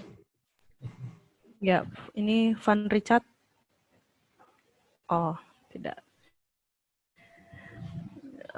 Silakan Pak Richard kalau mau menyampaikan pendapatnya atau bertanya, silakan Pak. Oke Pak Yohanes, mungkin yang terakhir ya Pak. Ya. Kedengaran ini suara saya? Pak Yohanes? Ya. Oke. Menarik sekali ya tentang kekerasan dalam berpacaran ini ya. Tadi juga saya sempat menulis karena yang saya dapati juga ada beberapa pendeta, gembala yang sebenarnya acara hari ini saya undang teman-teman saya juga dari Sulawesi Utara, khususnya di Manado. Tapi ada yang berpandangan bahwa pacaran ini tidak penting karena tidak alkitabiah. Itu yang salah satu. Itu yang pertama yang mereka tanggapi. Ya, yang ada itu hanya tunangan gitu. Mereka ya mungkin lelucon, tapi saya bilang ya memang tidak ada dalam Alkitab. Cuman ya kebanyakan yang terjadi kan anak-anak muda sekarang pasti melewati pacaran atau masa perkenalan. Nah, yang saya mau tanggapi lagi tadi soal kenapa sulit sekali anak zaman sekarang, remaja atau pemuda itu untuk putus dengan pacarnya, itu yang mengakibatkan adalah salah satunya adalah dia sudah lama pacarannya, begitu. Kalau Pak Yohanes tadi menanggapi bahwa kadang kenapa tidak bisa putus? Oh karena orang tuanya berteman dengan orang tua si cewek berteman dengan orang tua si cowok. Nah, ada juga permasalahannya yaitu terlalu lama pacaran sehingga wah sekalipun dia sudah kasar nih, si cowoknya sudah kasar, ceweknya itu menerima karena saya nggak mau putus. Saya nggak mau putus karena saya sudah lama pacaran.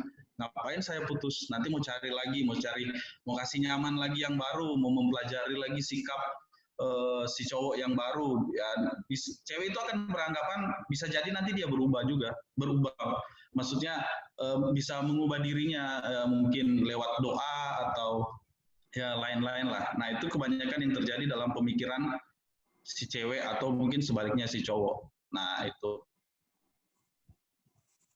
Dan bisa juga Pak Yohanes bisa juga karena dia sudah memberikan, si ceweknya itu biasa sudah memberikan semuanya, makanya umpamanya dia sudah memberikan seks. Nah itu biasanya dia tidak akan lepas lagi.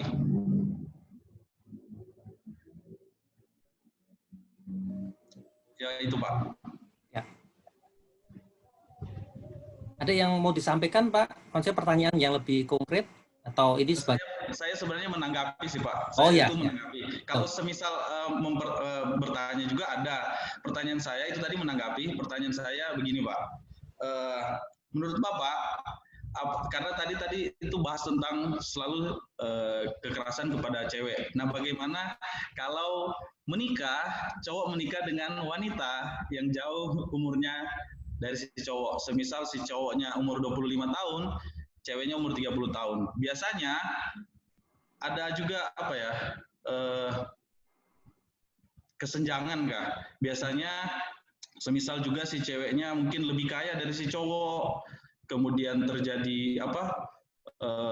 Biasanya si cewek juga menganggap remeh. Nah, bagaimana menurut Pak Yohanes tentang itu?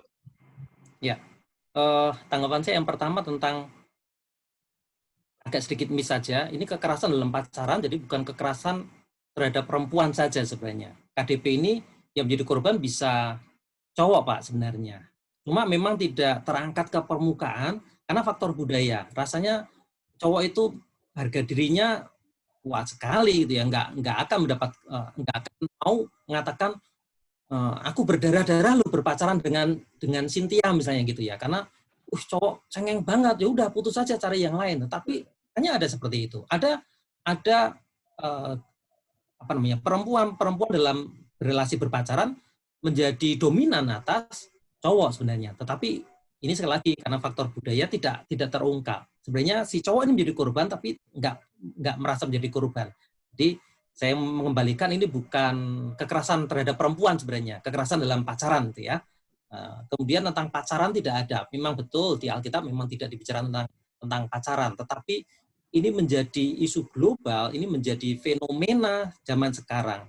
Memang di Alkitab tidak ada pacaran, tetapi kalau kita memproyeksikan banyak hal yang sudah ditangani oleh gereja, sebenarnya juga banyak yang tidak tertuliskan langsung di dalam Alkitab ya.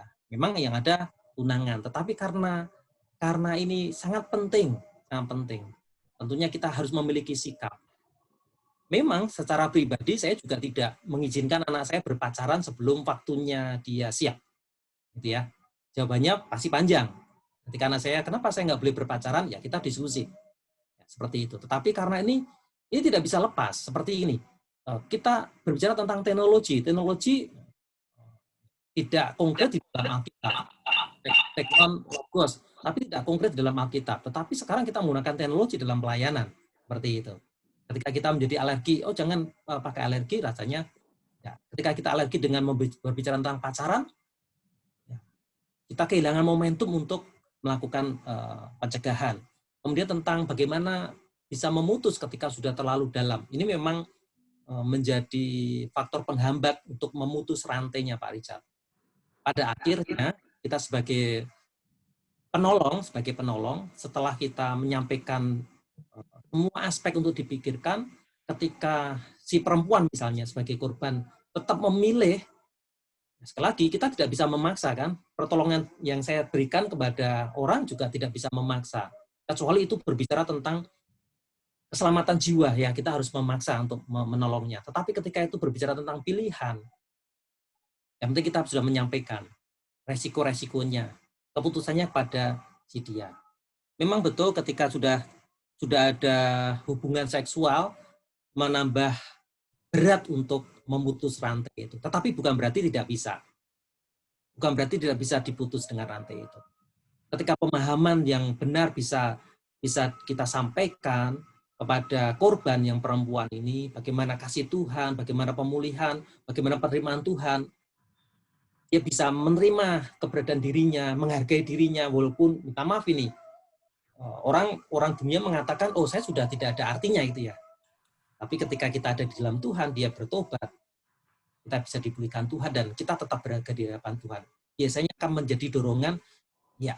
Tapi ketika dia akhirnya memilih, enggak apa-apa Pak Richard, ini pilihan saya, tidak apa-apa. Kita hanya bisa mengingatkan, salah memilih makanan bisa mules 1 jam mungkin ya. Salah memilih potong rambut katanya, ya 1 bulan. Salah memilih pasangan, siap nggak kamu menanggung seumur hidupmu? Kira-kira seperti itu. Kalau saya ketemu dengan klien seperti itu. Ya, Sekali lagi tetap pada dia. Mungkin juga saya perlu menambahkan juga kesadaran gender equality-nya itu juga perlu ditambah juga kayaknya Pak Richard. Soalnya tadi kan ada yang merasa terluka gitu ya ketika perempuannya gajinya lebih besar daripada laki-lakinya gitu ya. Kenapa harus terluka gitu Pak? Menurut saya gitu ya. Ini saya memakai perspektif atau lensa gender equality nih Pak, bahwa kesetaraan gender gitu ya, bahwa laki-laki dan perempuan itu setara, diciptakan oleh Tuhan, dan jadi kalau ada yang maksudnya kalau segi ekonomi gitu ya, perempuan gajinya lebih besar ya tidak apa-apa gitu. Tidak apa-apa juga, jangan terluka Pak Richard ya. Gitu ya. Sampai sejauh ini sudah tidak ada lagi pertanyaan yang muncul di kolom chat dan juga tidak ada yang raise hand. Berarti sedemikian jauh coba kita jagongan online bareng Abdiel. Terima kasih Pak Yohanes yang sudah ini apa ya, tadi memberi beban gitu ya Pak pada kita gitu ya, meningkatkan awareness gitu ya, kesadaran bagi kita bersama untuk bagaimana tindakan preventif atau pencegahan terhadap kekerasan dalam pacaran. Semoga awareness ini kita bawa ke tempat pelayanan kita, ke gereja atau sekolah. Ketika kita melihat bahwa ada kekerasan di situ, maka kita berupaya gitu ya, berupaya untuk bagaimana suara nilai kekristenan kita itu muncul di sana, bahwa kasih itulah yang terutama itu ya di dalam kekristenan. Ya, terima kasih Pak Yohanes. Saya minta tolong Pak Yohanes juga berdoa untuk menutup coba kita pada siang hari ini. Silakan Pak Yohanes. Yohanes mana itu? Yohanes R. Oh, Yohanes R. Ada dua Yohanes soalnya di sini, Iya. Pak. Ya, makasih Pak. Mari kita akan sama-sama tunduk kepala dan kita tutup dalam doa. Kami mengucap syukur pada saat siang hari ini Engkau telah memberkati kami melalui jagongan bersama dengan STT Abdiel. Tuhan, Engkau pakai kami semua menjadikan suatu saluran berkat, menjadi garam bagi lingkungan kami, bagi sesama kami, melalui apa yang Tuhan telah taruhkan di dalam kehidupan kami sebagai hamba-hamba-Mu. Berkati Bapak Yohanes yang telah menyampaikan makalah, dan Tuhan menyertai apa yang dilakukan, Tuhan membuat berhasil juga kami semua yang telah mengikuti Jobe ini. Tuhan juga berkati kami, pengetahuan, kepandian yang dari Allah, menyertai di dalam perjalanan di bendang ladang Tuhan. Terima kasih, kami akhiri akan Jobe pada saat hari ini di dalam nama Tuhan Yesus Kristus. Amin. Selamat siang Bapak-Bapak, Ibu. Ya, Pak Yohanes, terima kasih Pak Yohanes. Terima kasih. Iya, Pak. Terima kasih Pak Yo. Terima kasih. Terima kasih juga Rolling. teman-teman yang ikut Terima ya kasih. Pak, sama-sama. Ya. Terima kasih semuanya, Tuhan memberkati. Mas Estu, terima kasih. Terima kasih Pak Yu. Terima kasih juga Bapak. Ya. Sampai bertemu di coba berikutnya. Oh ya, makasih, sampai ketemu. Ya. Estu ada di mana sekarang Estu? Di Jakarta, Pak. Oi, di Jakarta bukan di mana? Di mana? Blora ya, enggak ya? Sudah enggak lagi. Oke, sip lah, sip. Terima kasih. Ya, salam, Pak. Ya, thank you ya, sudah hadir terus. Rajin. Pak. Terima kasih juga. Makasih. Makasih untuk semuanya. Makasih Pak Mingges ya. Ya, makasih untuk semuanya, Tuhan memberkati.